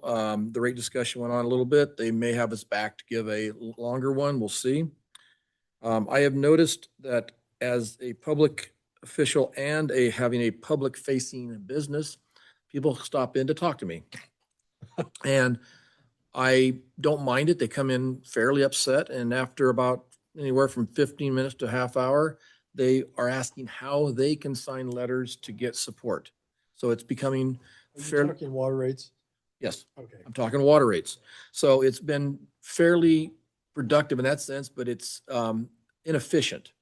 And so if we could maybe do if the Farm Bureau is going to be our stratus, so we can get this out there, great. Otherwise, I think we need to do a town hall or something like that. We did do one of those. Was that concerning we did one of those at combined. We've done that in the past. No, yes. Like Wildwood, and I've offered to do any type of presentation, Pulaski County Farm Bureau, as well as Nevada County Farm Bureau. Yeah. And I'm also along those lines requesting staff to put together a policy for guardrails on the rates. And I don't have a complete picture of it, but if we happen to have $13 million coming in because of a reduction of the mandates on it, unfunded mandates, that money cannot go to some other project. It needs to come off of Scott's Flat and affect any increase in rates that at that point in time. If we cannot live within those means, it's got to come back to the board and have the board approve a different budget or something like that versus move the money around. But drop the rates. And I also wish to have us vote each and every year on any rate increase that we're going to have during that 5-year plan, just so that we can make sure we pay close attention to everything. And our constituents know where the money's coming from and where it's going. So if the board agrees with that, with the general head nod, I will bring some type of draft policy back at the next meeting. Be interested to see. Do you have a plan for what those guardrails look like, Earl? Well, we talked about this. We did. Meetings A couple ago. meetings ago, we did. It's a good idea. Yeah. Propose it and get some input. Great. So I would love to have us, you guys hear me all the time say, plan for the worst, hope for the best. And the 12.5 is planning for hopefully the absolute worst, but hope for the best. If we can drop those down each year and live within it, that's what I want to do. We made that commitment, actually, or at least on this end, we Well, did. We set a we- commitment of, But it's memorialized in a policy. Yeah, And I and do think that it would be a really good idea to memorialize that in policy. I The agree. part, because we did talk about the part about including it in the budget cycle. Is that her? It's not mine. Can we see which vehicle that is? But Earl, no, it's a good, Earl, it's a good idea. It is a Memorize good- on paper, because we have to have the flexibility, and if we get more money, which we're out working to do, that club, actually, there was money in that club.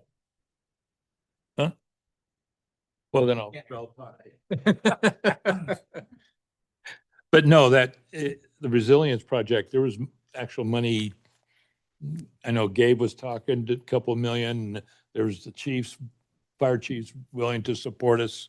And so we're getting a lot of support, but that money should reflect a drop in the rates. Yeah, and I want to make sure we can bring those down as best we can every single year. Yeah. And Absolutely. so if we could do that, I'd appreciate it.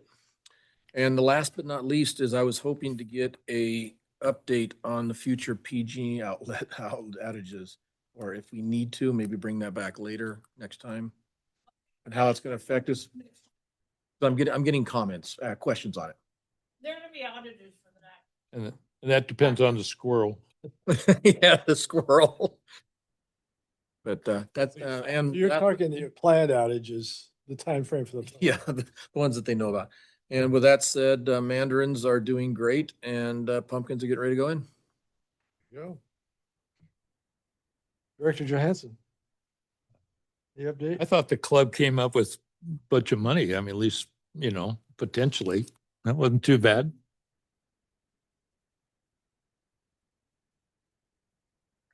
I think we have potential there. Yeah, we just got to keep everybody on the same lane. Geez, I don't know. Any more of today, I'm pretty happy. I mean, backbone, micro ponds. Oh, there's one more. So the new one is seeding ranch land, building up organic matter. Organic matter, yes, that's the new one. So I beat you to it, Rich. no, actually, I brought it a little earlier. I learned about the radishes the other day. Yeah. Oh, radish, yeah, that's on my report is the radishes. Go ahead. I don't. But I think- It's report on the radish. But I think it's a way we can support the ranchers, build up the organic matter, Yes. serve water. I do think that is some feedback I have heard from the agricultural community is how can NID help us lower our costs? And, I think that we should probably have a more thorough conversation about that, whether that's ponds or soil amendments or helping identify grants or irrigation efficiency. All of the above. Yeah, so maybe we I think that's a good. idea. start focusing on pulling a group together to kind of figure some of that out, whether it's we're connecting them to resources or we're providing the resource. I think there's some opportunity there. Or even It's education. a partnership. Yeah, even Education is big. and we also I'll be bringing back an item next meeting, hopefully with a MOU with the high school farm. And a lot of that is focused on these kind of efficiency demonstrations, which might be helpful in this conversation. Here. Director Fowler. I'm encouraged to hear about the district ranch progress with NID. I think that's great. Any way that I can personally help with that, I'm just very excited about that project that's going on out there. I've got the ag tour is May 6th. Hopefully most of us are on that. Did I get the date right? Yeah. 6 or 7. I think it is May 6th. So that's always a good time. Yeah, whatever. I think we've signed most of you up. Great. Yeah. Great.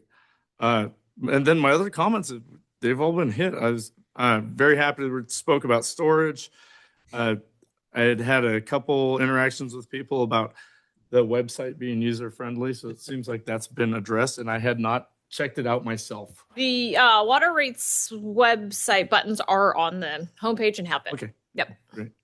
Nicely done. The Scotts Flat Cascade Shores boat ramp, Monica already hit, and that's I was berated. So I also have the opportunity, similar to Earl, where I get to be forward facing a couple days a week, and people take that opportunity to visit with me. And the rates thing has been immensely popular as far as conversation starter. So what a great opportunity to interact with people in the community who maybe weren't paying attention previously. And again, perpetually discouraged by the state of bureaucracy that drives a lot of our decision making and costs us a lot of money. So I'm going to find out more about this Babylonian law that we can go back to. I read that 3 times. What is he talking about? The Babylon. and that is all I have. Everything on the ranch is perfect. The timing of the rain and this upcoming shot of rain is everything is. Yeah.